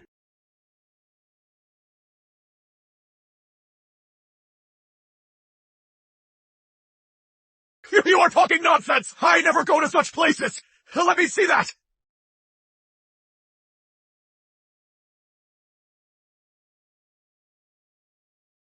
This handwriting is definitely not mine! Look, I never write my name like this! Also, there is the paper! This is bamboo paper from the south! I always use pure heart paper! And the signature of the seal isn't even mine! Your Majesty, this letter is completely forged! Someone is trying to frame me! Mr. Mason, you truly have a keen eye. A single letter, from handwriting, paper, seal, to signature. You examined it so carefully and analyzed it so thoroughly. Then the evidence you presented to the king. Did you inspect it with such care? Did you compare the handwriting? Did you check the age of the paper? Did you scrutinize every single detail? His expression. When did he become so cunning and insidious? Where is the hothead who only knew how to clash head-on? I have my madam's help, after all. This trick is called measuring your cloth with your own ruler. Or perhaps whatever you are handed, you just take as fact. Without even checking, you use it to impeach a colleague. Mr. Mason, for your own reputation, you know to verify the facts. But when it comes to me, a few letters of unknown origin are enough to convict.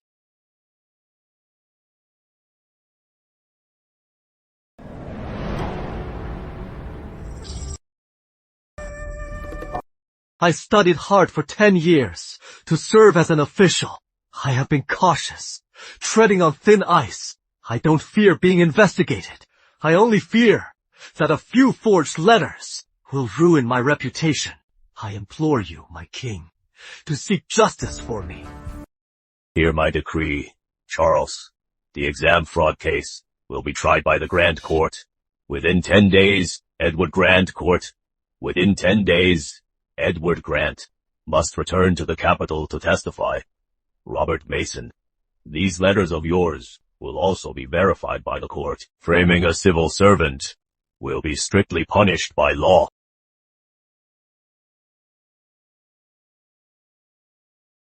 Court is adjourned. Thank you, Your Majesty.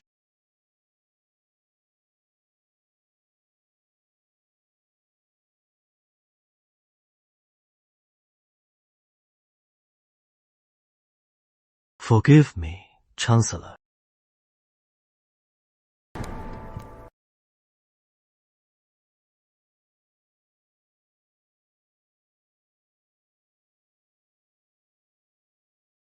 How did it go, sir?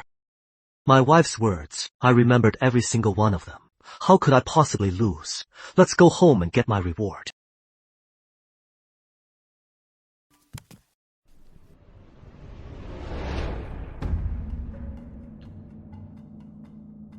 Emily, you've been at Pembroke Manor for a while now. I haven't had the time to come visit you.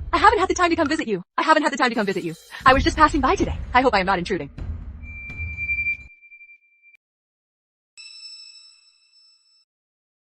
You flatter me, madam. Having all you ladies and distinguished guests here brings great honor to our home.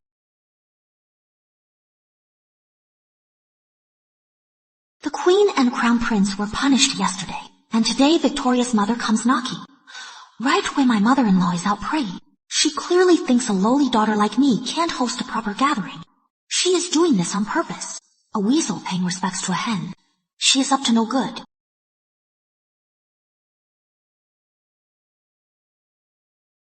You've come at a good time, madam. I just received some new tea leaves. Why don't we taste them together?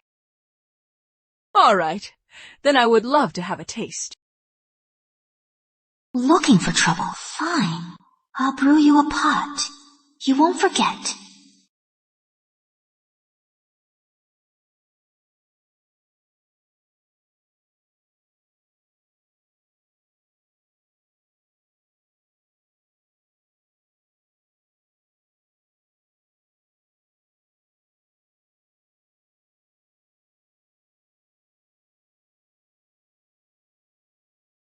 Didn't you say she was just a lowly daughter? But why do I feel like she is not as terrible as you said? Yeah, her tea brewing skills are basically unmatched in the capital city.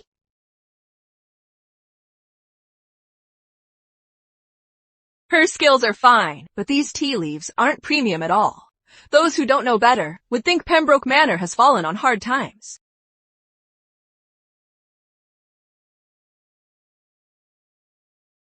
Exactly, Emily. If money is tight, I have some fine tea in my room I could give you. The way of tea values what suits the palate. The most expensive isn't always the best.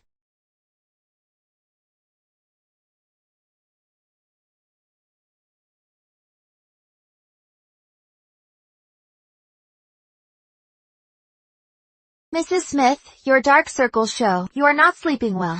Longleaf green tea is too harsh. Silver needle tea is warm and calming. It suits you perfectly. I heard Mrs. Lee seeks a stomach remedy. Pure aged tea is very nourishing. Mrs. Grant, you love natural floral scents. Osmanthus longleaf tea is subtle and doesn't hide the tea's flavor.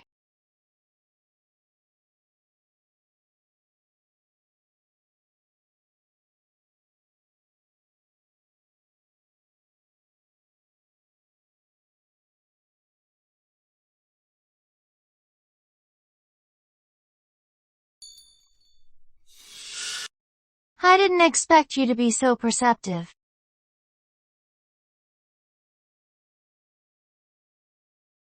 Mrs. Kingsley, Victoria, please try the special drinks in your cups.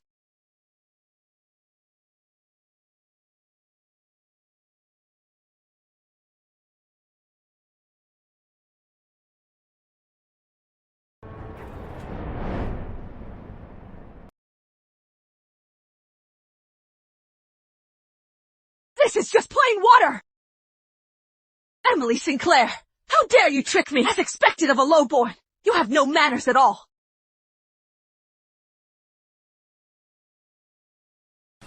Emily Sinclair, how dare you play me! Just what I expect from a lowly born! You have absolutely no manners! Madam, you exaggerate. How could I dare trick you? I simply believe.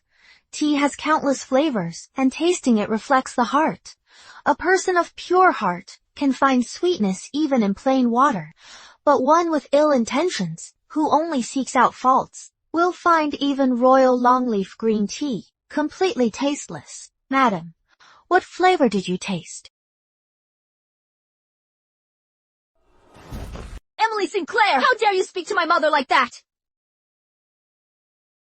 We are just discussing the art of tea. Sister-in-law, why are you so agitated? Such a sharp tongue! Since Mrs. Sinclair knows tea so well, I'll just have to taste it. Pour the tea.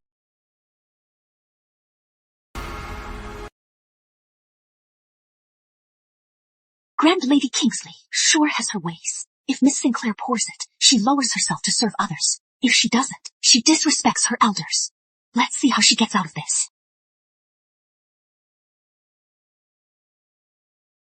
Such fragrant tea, my wife. I am enlightened. Pour the tea! Madam, I am back.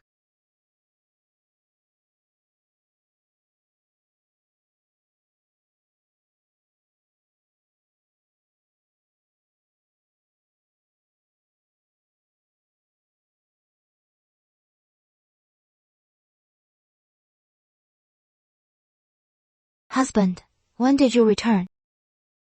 Just now, I stood at the door for a bit. Seeing your fine tea skills, I didn't want to interrupt. Grand Lady Kingsley, my wife is a titled lady. The official wife of Pembroke Manor. Serving tea to an elder is fine, but enduring humiliation. As a court official, I absolutely will not tolerate it. As for this cup of tea, I am willing to serve it on her behalf.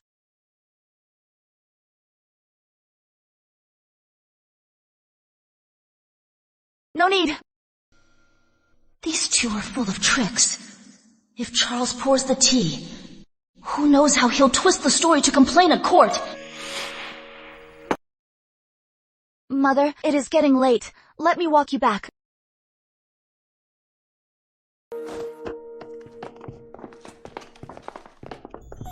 You taught me well, husband. The tea smells wonderful. Madam, I saw you talking quite a bit outside. Are you thirsty? Have a seat. I'll pour you a cup.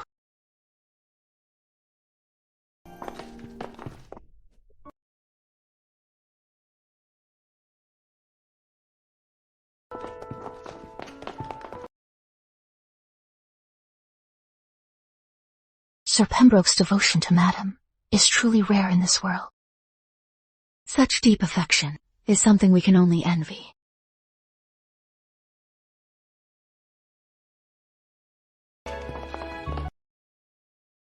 Your tea skills, madam, truly amazed everyone.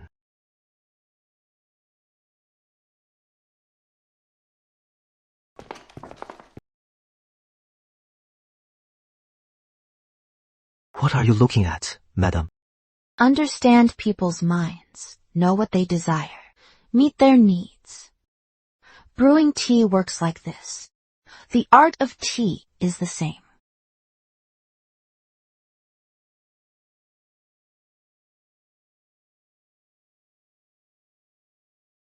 Consider me enlightened.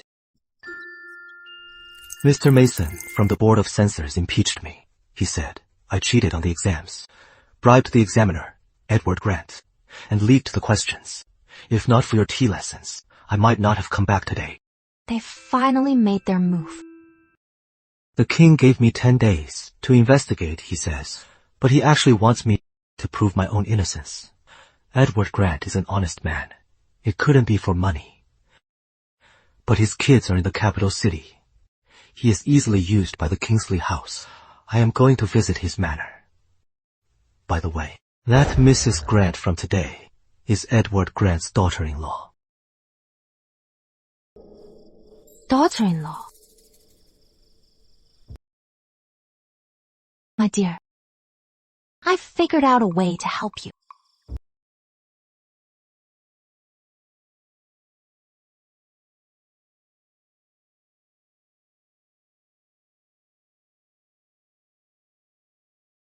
Don't you want to collect evidence on the Kingsley allies? Then, let them bring it right to us. I am truly enlightened. Your tea is wonderful, my dear. Then, let them come to us. Step 1. Cast a bait. Isn't that Lady Pembroke's personal maid? Why is she sneaking around here? We'll know if we ask. You mean the one in Suite 1? I heard she is a famous master. She gives private lessons in the suite. It costs at least this much per session. I heard she used to be a top courtesan. She teaches women how to tame their husbands. Step 2. Put on a show. Make everyone believe Sir Pembroke is head over heels for his wife and at her beck and call. Mr. Pembroke, let's go get some food. I'll pass. My wife is waiting for me at home. I have to prepare her meal. I need to head back early.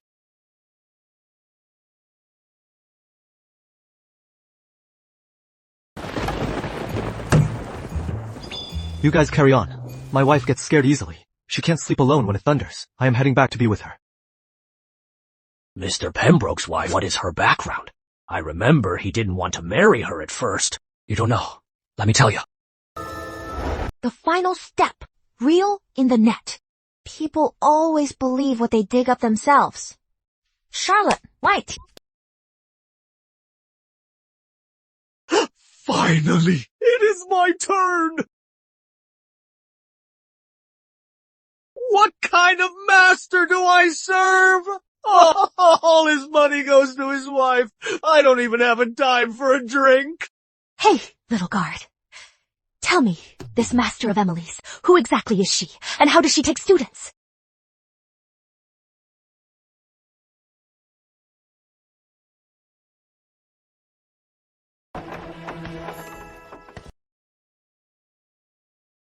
I've learned a lot. Husband, my wife makes excellent tea. You are here too. I was just curious. We all are.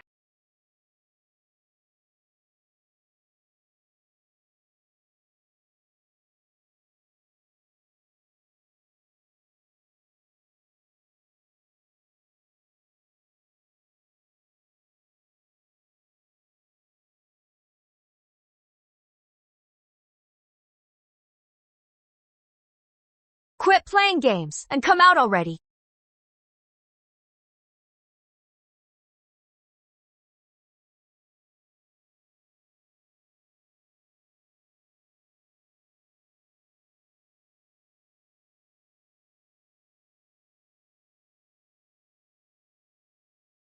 Ladies, forgive the theatrics. Mrs. Sinclair! How can it be you? You did this on purpose, right? We gave you a hard time the other day. So, you came up with this dirty trick to lure us in and make fools of us.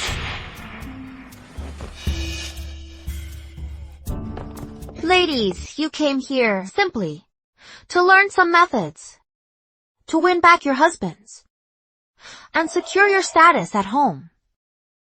Why not take a trial class first? If it works, the tuition can be paid later.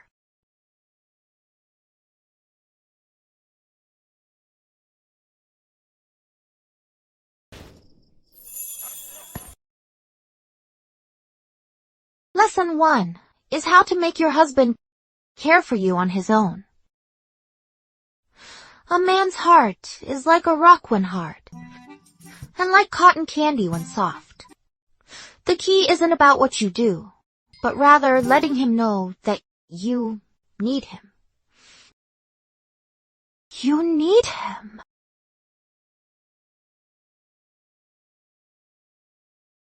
Has your husband been giving you the silent treatment, coming home late, and passing out right away? How did you know? You have dark circles, meaning you can't sleep either. I tell him to come home early, and he just argues with me.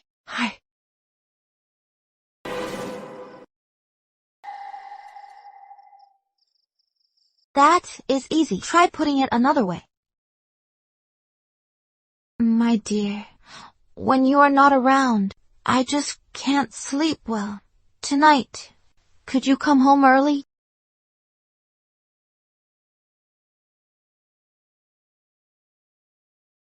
Will that work? Yes, you can all try it. Change your demands into needs. Try it for one night and see how it works. How much is the tuition? I don't have much saving if it is too expensive. It is free. What I want. Is your intel? Your tea is exquisite. My wife, I have learned my little...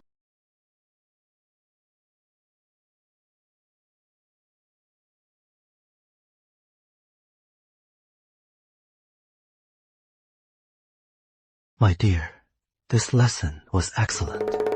However, how can you be sure they'll willingly give up the intel? After all, it means betraying their husbands. Don't make it sound so ugly. It is not betrayal. It is self-preservation. I am all ears. Think about it. Do you really think their lives at home are easy? Their husbands favor concubines, their mothers-in-law make things difficult, and their own families are of no help. Not to mention, the Kingsley clan holds all the power in the court now. The officials have no choice but to bow to them. If the Kingsley family falls, only then can their husbands get off that sinking ship. Otherwise, if the Kingsley family truly goes down, their whole families will go down with them. So, you mean they'll hand over the intel to save themselves? Not just will, they'll have to. I've given them a way out now, once they go back and try it, and find their marriage is actually improving. Do you think they'll ever want to go back to their old lives? Once someone tastes the sweet, they can't swallow the bitter anymore. When that time comes, they'll come to me on their own. Not to help me, but to help themselves.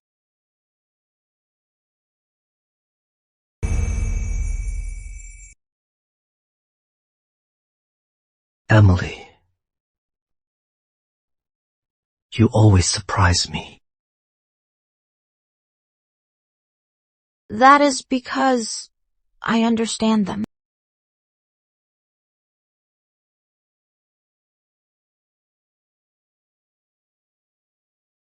I promise you, with me, you don't need to do this to please me.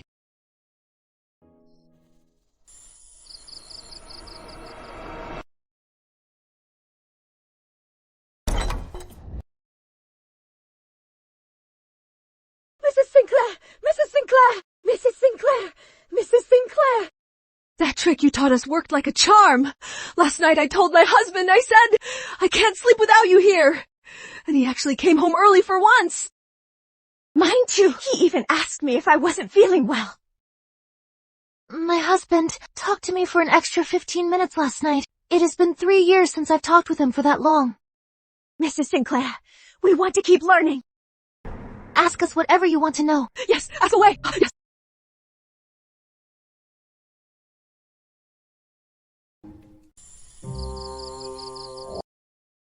Madam, just as you said, I visited the estates of those senior officials to humbly apologize. Apologize? What did you apologize for? I told them I was young and arrogant, speaking without thinking. I came to make amends for offending them.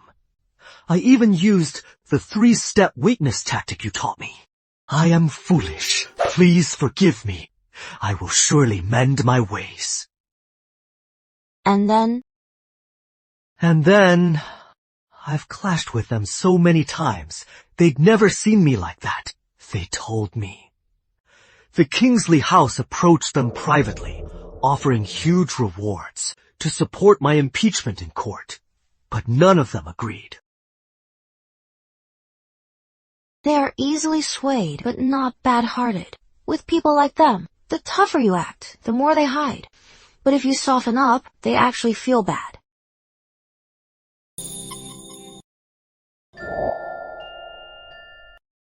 Madam's tea, brewing skills, are truly effective, but...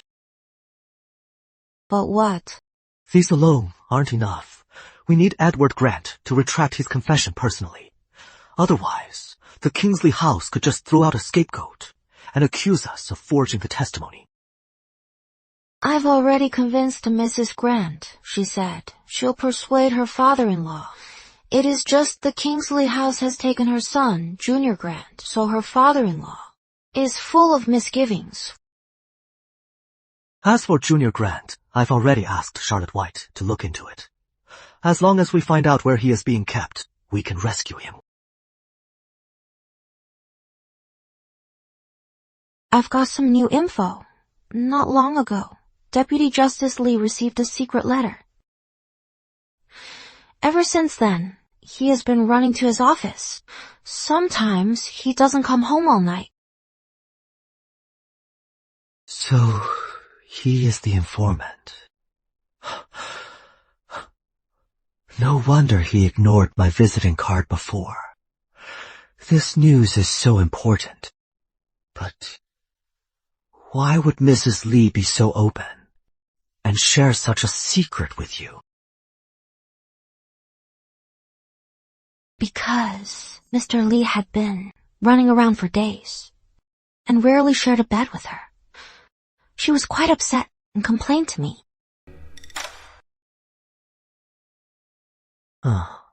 What about you? I've been back in the master bedroom for days now. Are you going to complain too?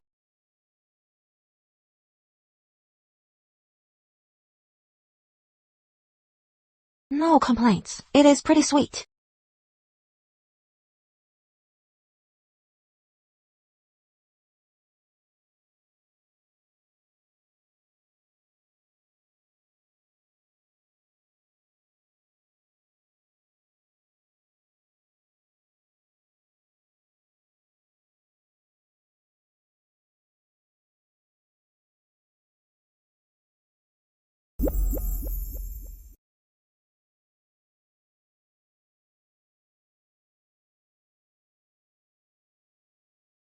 Today at court, don't wait. Take the lead. Don't worry. I know what to do. Remember, with evidence, you rule the world. If anyone stops you, throw the evidence in their face.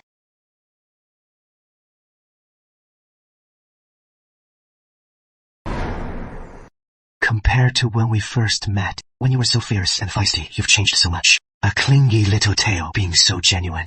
My sleepless little worry makes you even cuter. Stop teasing me.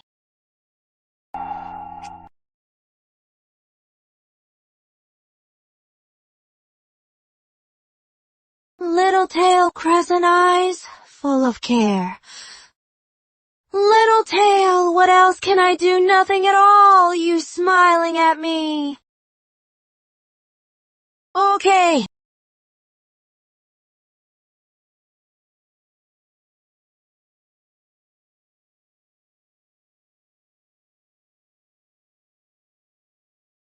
Today at court, it is time to close the net.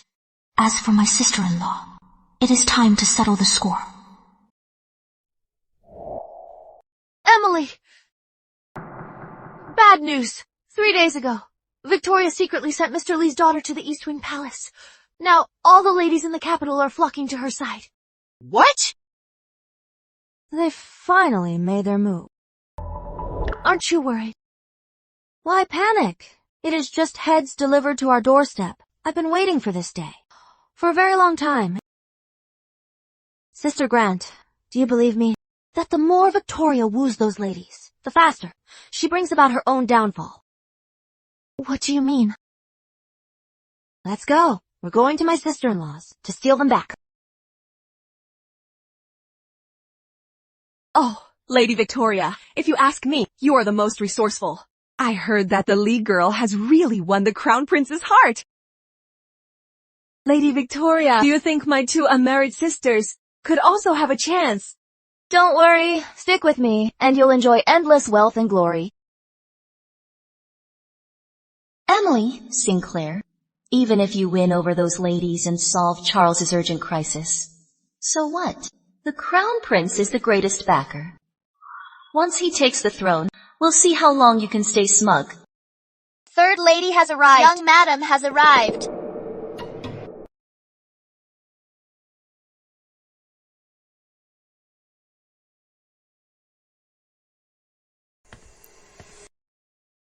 Greetings, sister-in-law.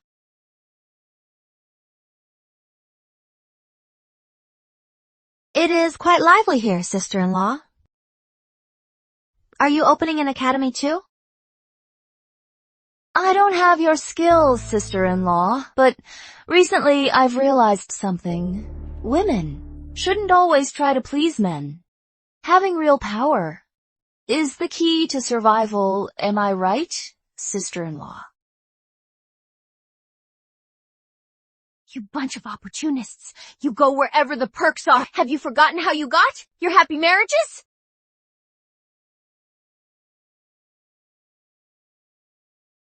Sister Grant, no need to get so worked up. A wise bird chooses the best tree. It is just human nature. You are right, sister-in-law. Today, I will just sit here and learn from you. Please, carry on with your chat.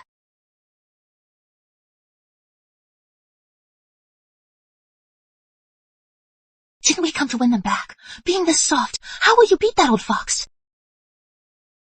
Sister Grant, be patient. Let's just enjoy the show. I have learned from you, husband. The tea smells wonderful, my lady. The 10-day deadline has passed. How is the exam fraud investigation going? Your Majesty, this is the document. Personally recorded by Justice Lee. Along with Mr. Grant's confession, I have verified that Charles bribed the chief examiner. The evidence is conclusive.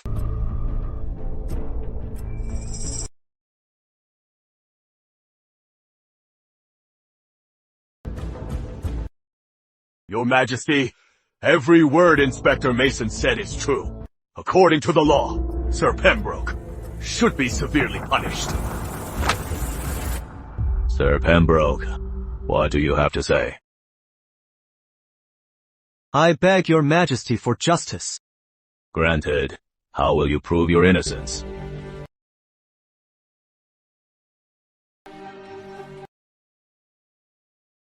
This is what Robert Mason presented as so-called evidence. The correspondence between Mr. Grant and me. I specifically looked into it. Let's start with the paper. It comes from Serenity Studio. It is their signature product. They've made it for years. And it is my preferred choice. Doesn't that just prove this letter belongs to you? Does it? But my investigation revealed that due to material shortages, the recipe changed 3 years ago.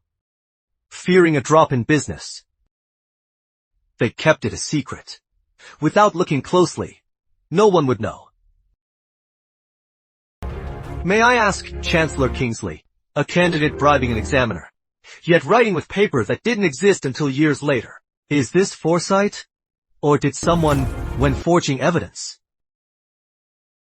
choose the wrong paper? You have no proof! That is just empty talk! Who knows if you've already bribed the owner of Serenity Studio to help you spin this lie? If you don't believe me, Chancellor, I can prove it right here. Granted. Please prepare a basin of clean water.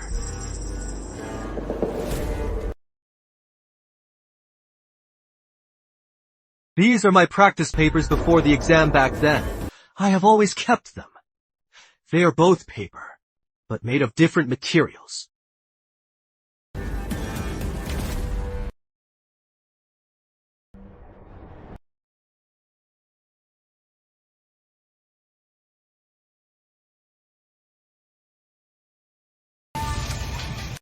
It really sank.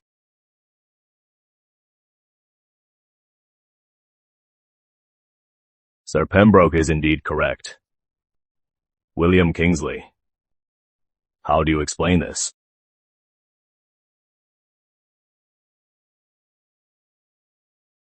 I was also deceived by Robert Mason. I am innocent! Mr. Kingsley, as the Chancellor, how can you suffer false charges? Just in time. My witness has also arrived. Let him clear the names for both of us. Your Majesty, I request to summon former Chief Examiner Edward Grant. Mr. Grant, to the court.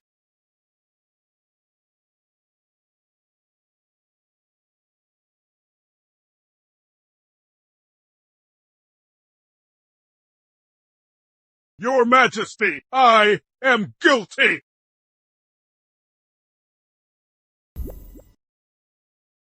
These are the letters from the Kingsley house threatening me. The tokens they used to blackmail me. The original draft of the forged confession.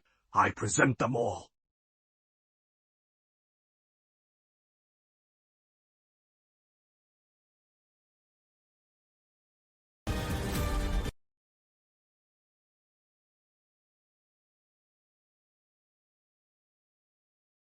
Chancellor, what is the meaning of this?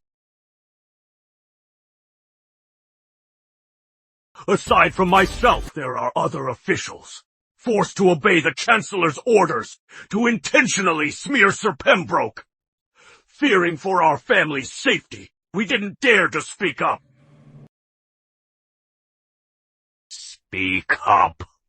Those who make amends will pardon you all. Your Majesty, I must confess, I was truly forced. I returned the bribes to the Chancellor's residence, but they took my daughter to the East Wing Palace. Her Majesty said, if I refused to help, she'd marry her off to a eunuch, making her life a living hell. Your Majesty, please save her. And me! And me! And me! William Kingsley, forming factions, framing key officials, manipulating the exams, and colluding with the inner palace. The evidence is undeniable. Strip his titles and seize his estate. Punish 3 generations of his family! Your Majesty!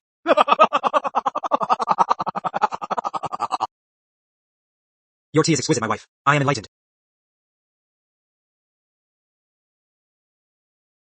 It is almost noon. I must head to the palace to see Her Majesty and Miss Lee. However, without the household power, I can't leave the estate daily. In the future, ladies, if you wish to see me, it'll be quite hard. Emily, dear, why not return the household key to Victoria for now? After all, her favor in the inner palace is good for the Pembroke estate. Waited all noon, and you finally show your true colors. Second lady. Madam, You are still young. No rush to run the household just yet. How about you hand the key to Victoria for now? Oh, it is not like she won't give it back, right? Are you kidding me? If I hand over this key, will I ever get it back? We're all sly foxes here. Who are you trying to fool? You, stop slandering me.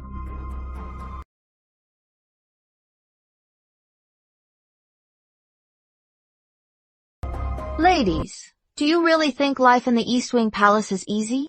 Aren't you afraid of walking into a lion's den? Enough nonsense! That is the East Wing Palace! The situation in the East Wing Palace, my sister-in-law knows best. Ladies, please think about it. Your husbands, when they came home recently, didn't they look worried? What do you mean? That is because they were threatened by Her Majesty, and she used the lives of your loved ones. Shut your mouth! How dare you slander Her Majesty? Rip her mouth apart, or else I will report all of you to Her Majesty.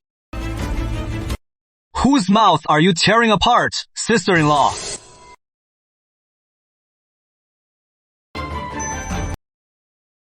My wife's moves are brilliant. Your husband is impressed. Whose mouth are you tearing off, sister-in-law?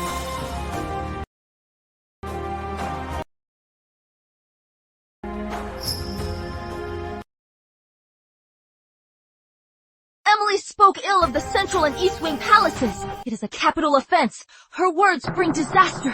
I am disciplining her to keep our whole family from being implicated. My wife told the truth.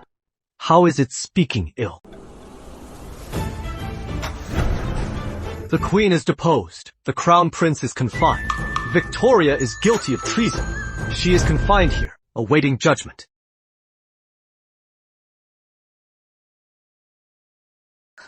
Impossible!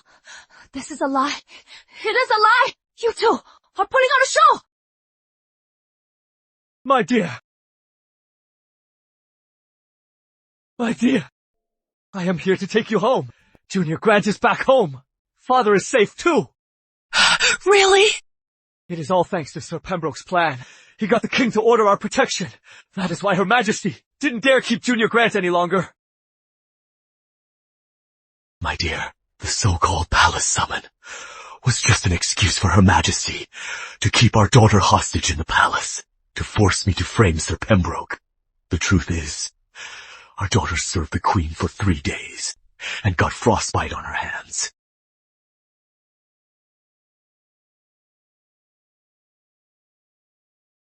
Ladies, I started these classes to teach you how to truly connect with your husbands, not to make you bow down to them. But my sister-in-law used the Crown Prince's bride selection to persecute your daughters. This is truly sacrificing us women, just to please men. I was deceived! I am going to the palace for answers! Stop it! You clearly planned all this. Did you think you could get away today?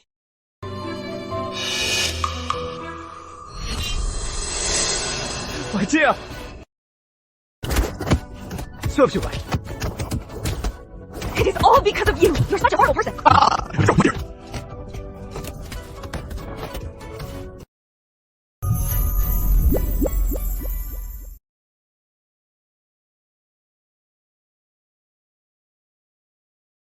Mother, you're back.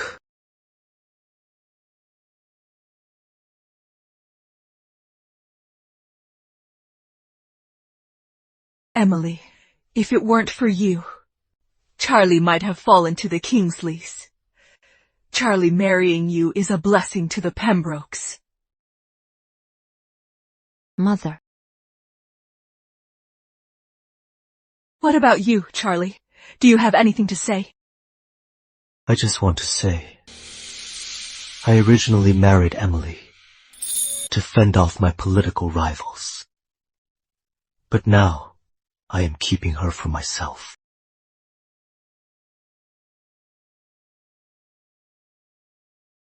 You two should have a nice chat.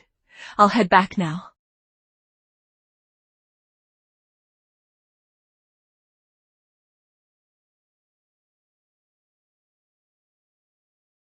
Those things you just said, where did you learn them? They came from the heart. No need to learn. Smooth talker.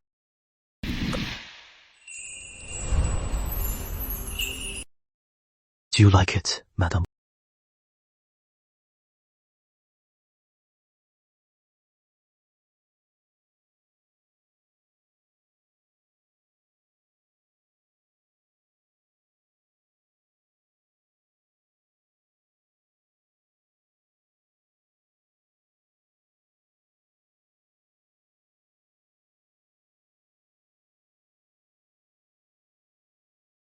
I'll do it. Do you know how?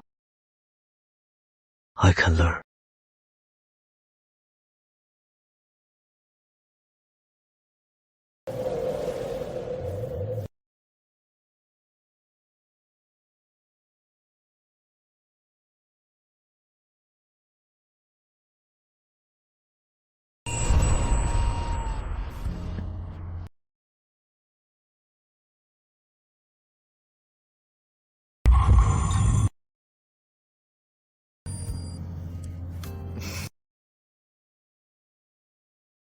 Emily.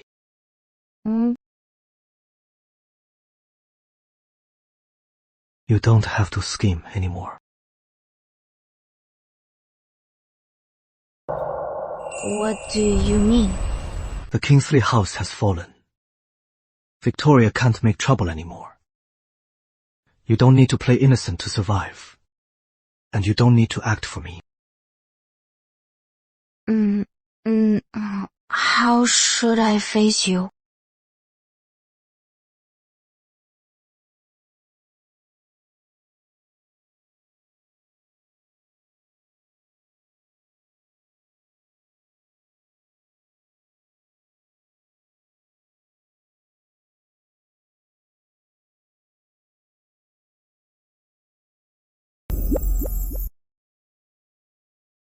Madam, you've taught me so many lessons. But there is one lesson. What lesson?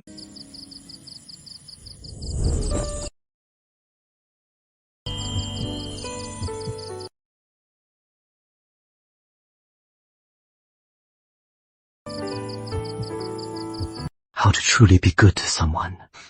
No scheming required. No need to show weakness. No need to play hard to get. Just simply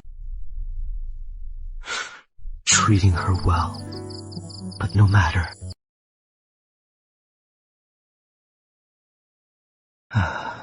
This lesson I will teach you, madam.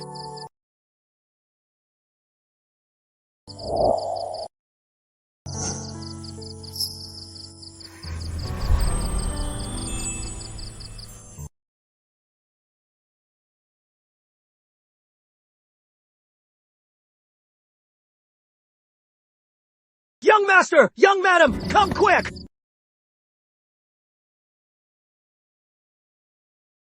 Lady Matilda is threatening to hang herself! Your husband has learned his lesson. My wife smells as sweet.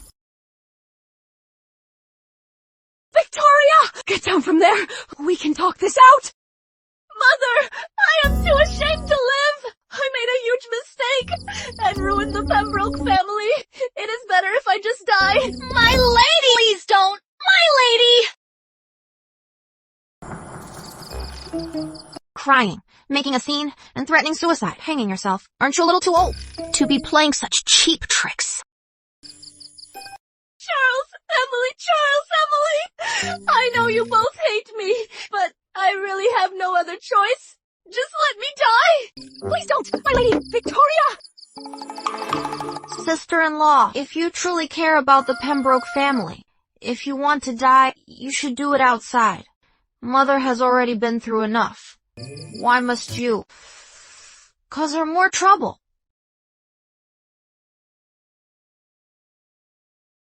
My lady.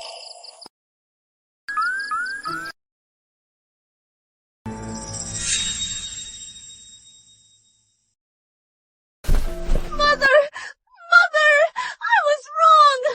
The Kingsley house has fallen! They won't take me back! I only have you and the Pembrokes left. Please don't send me away, Mother! Mother, I am begging you, Mother! Fine. You've been in Pembroke Manor for years after all. Even without merits, you've still worked hard. Thank you, Mother! Thank you! Oh, all right.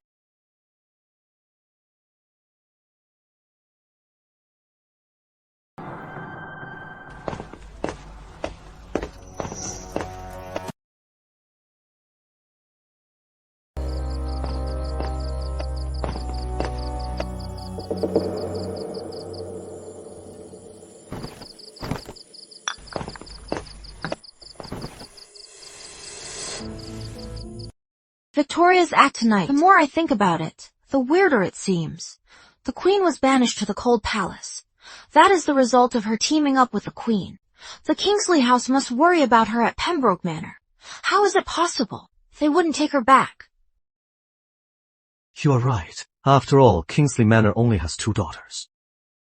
No, wait. They still have the Crown Prince.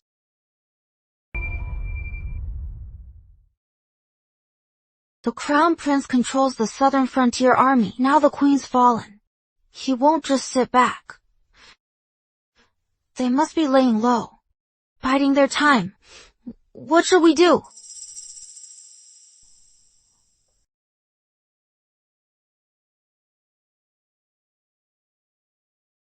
Scared. A little. After all, the Queen is his birth mother, and my sister-in-law's aunt. If I were in their shoes, if my closest family was targeted and left for dead, I'd do whatever it takes to get my revenge. They committed the evil first. This is called karma.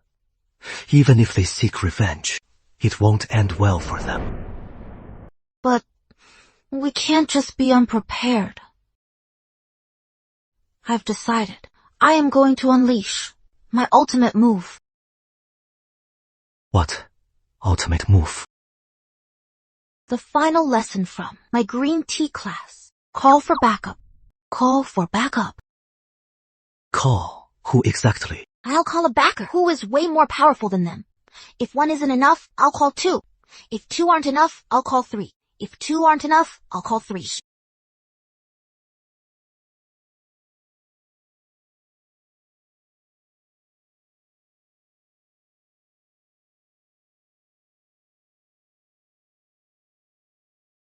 What are you doing? I am talking about something serious. I am listening. Charles.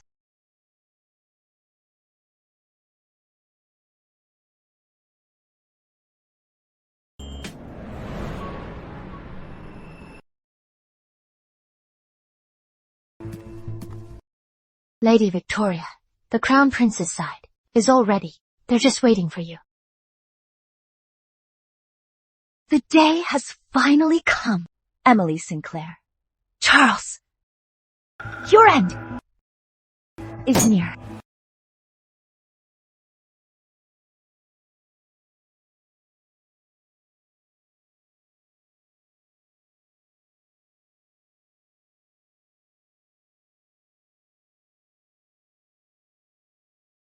Why are your hands shaking? I am feeling a bit anxious.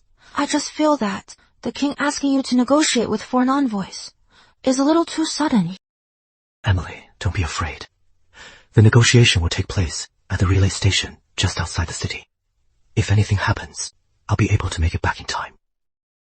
But I can't help feeling that this matter has something to do with the crown prince. How could it be such a coincidence? Right after sister-in-law knelt in the ancestral hall, the foreign envoys arrived, and what is more, they specifically asked for you to negotiate. Don't worry. I promise I'll come back safe. I won't keep my wife worrying for too long. Sir, the carriage is ready. It is time to leave.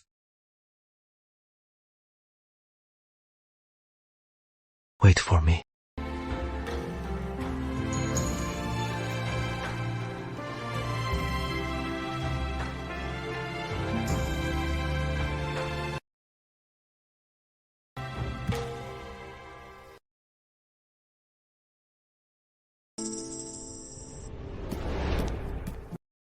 Miss, Lady Victoria's here.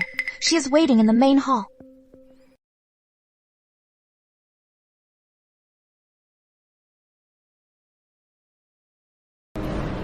Emily. Before dawn, I started stewing this bird's nest. Sister, come and have a taste.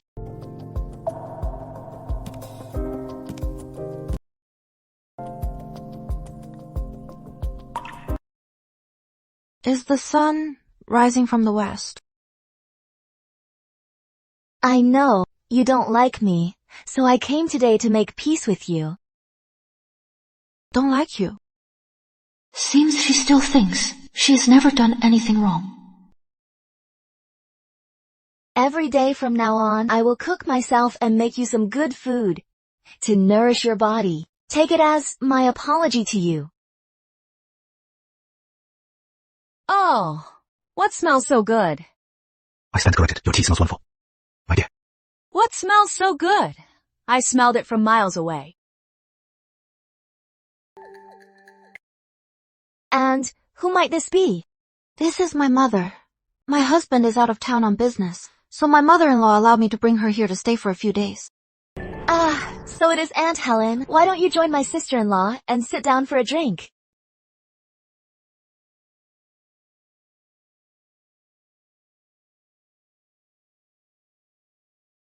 Is this Bloodbird's nest?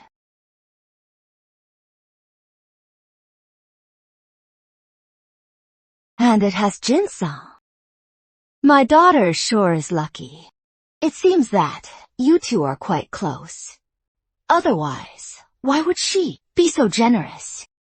I won't disturb your mother-daughter time. If you need anything, just send someone to my courtyard.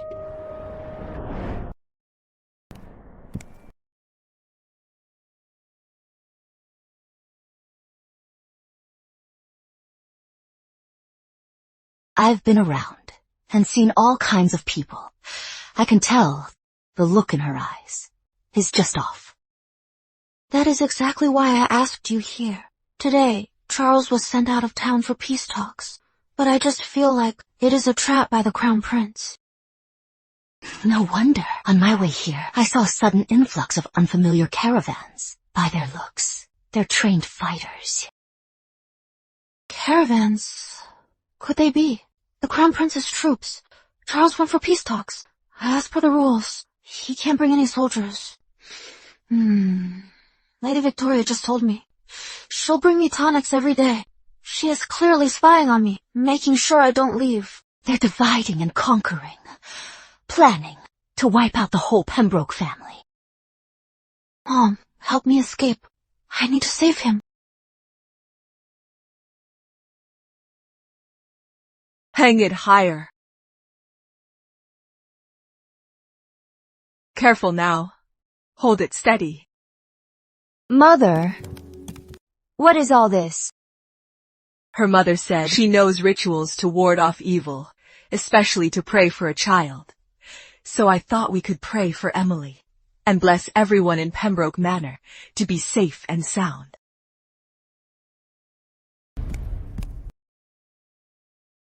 The ritual begins later. The ritual begins in 3 days. But the young madam needs to rest. Except for Aunt Helen, no one else is allowed near. In that case, we shouldn't bother Emily for now. You stay away too.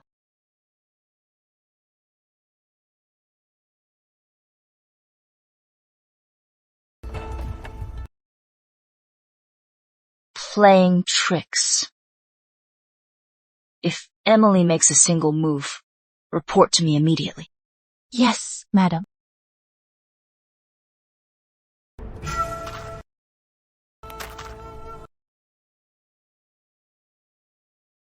Why is she dressed like that? Are you sure she hasn't left the estate these past 3 days? I am sure. The people in her courtyard have been strictly preparing for the ritual. These past few days, only Aunt Helen left the estate to buy things for the ritual. Notify the hidden guards. Once it is noon, strike immediately. Yes. Heaven and earth, the root of all energy, through countless eons, reveal my divine power. To the Pembroke household, may blessings gather, may peace reign, and the family flourish.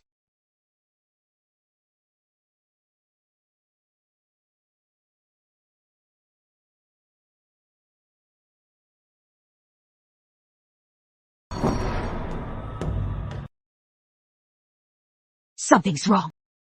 What is it? In this house, there is something unholy.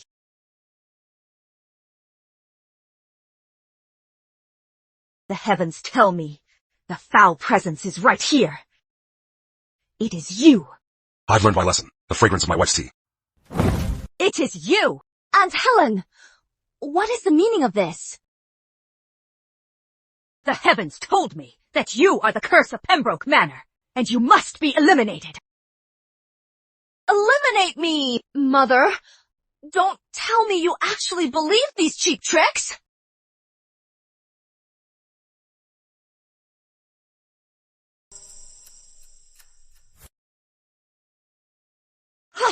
Looks like you are done pretending. No need for me to act anymore either.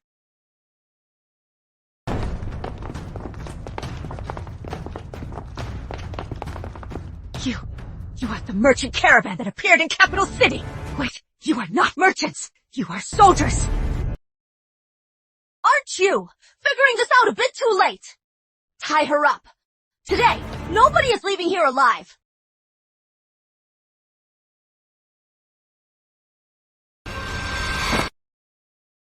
Take it easy. Mrs. Grant? Why is it you? Where is Emily Sinclair? Emily was worried about Sir Pembroke, so she left early this morning. You dare trick me! Tell the Crown Prince I can't wait for him to arrive! I'll kill them right now!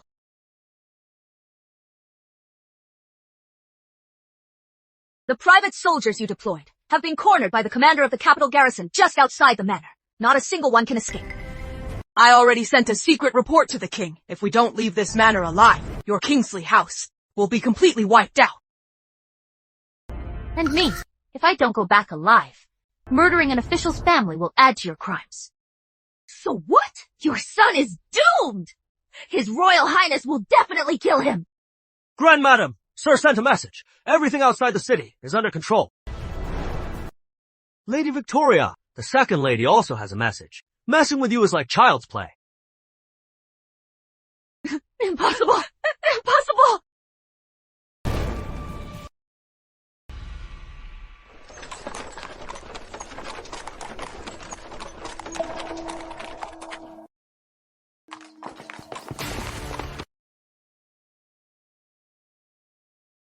Charles, how dare you? You use the peace talks as an excuse to bring foreign envoys into the city. What are you plotting?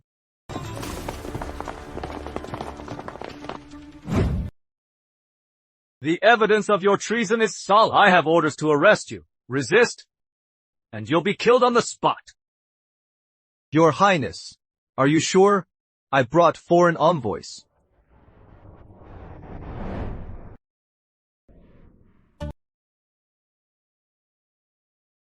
Hello, nice to meet you. Why is it you again? I know this. Your hubby is yours. You guys knew my plan all along. You swapped them out early on, didn't you? Prince Alexander, you secretly kept assassins, forged the king's orders. intercepted and killed key ministers. The secret letter from the southern frontier generals has already been delivered to the king. What?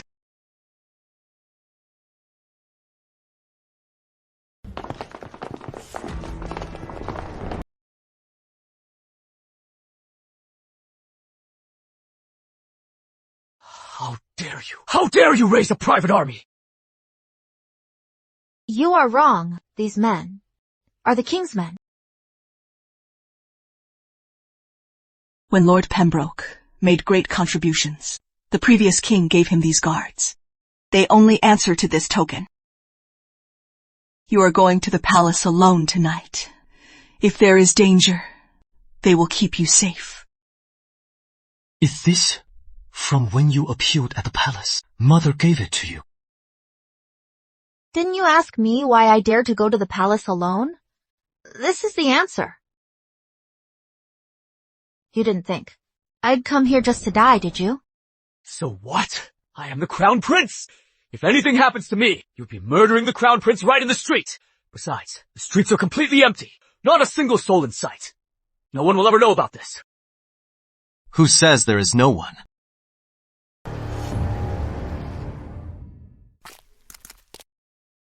Your Highness leading troops to assassinate a civil servant? I saw it with my own eyes. I saw it too. Alexander, just surrender now. You are completely surrounded. Drop your weapons for a chance to live. Otherwise, your entire families will be executed.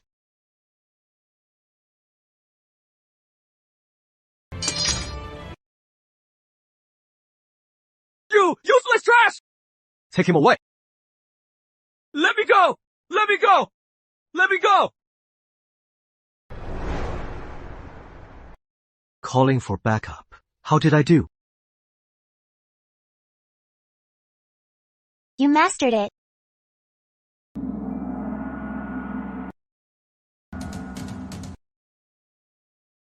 Colluding with southern frontier generals, disguising as foreign envoys. Assassinating a civil servant? I had no idea my good son had so many tricks. Father, I know my mistakes. I know I was wrong. Please give me one more chance. I have given you too many chances. You are not my only prince. Hear my decree. The crown prince is immoral, framed the loyal, and plotted treason. Today, he is stripped of his title and imprisoned forever. The Kingsley clan aided him. Exile them all. Father! We obey your command!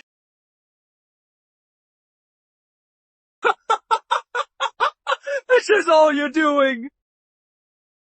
Father!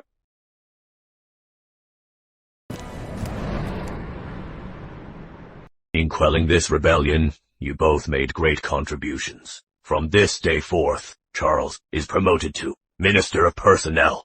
I grant Miss Sinclair the title of a ranked lady, rewarded with 1,000 gold pieces and 100 rolls of silk. Thank you for your grace, your majesty.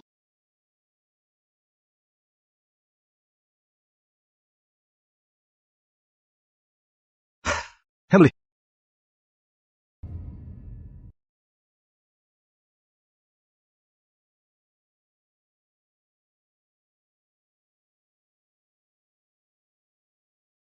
Congratulations, Mr. Pembroke. Your wife is expecting.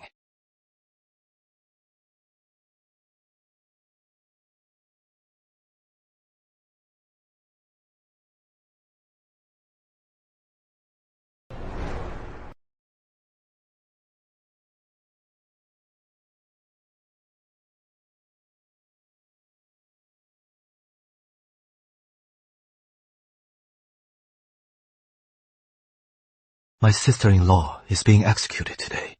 Aren't you going to watch? I am definitely not going. I am afraid of scaring the baby. I've been thinking a lot lately. If I hadn't married you, or learned the art of tea from you, what would my life be like now? So, what did you come up with? I'd probably still be fighting alone until I was killed. What nonsense are you saying? So, thank you, my wife. Because you came into my life, I have the chance to be with you forever. You can't abandon me halfway. You are such a smooth talker.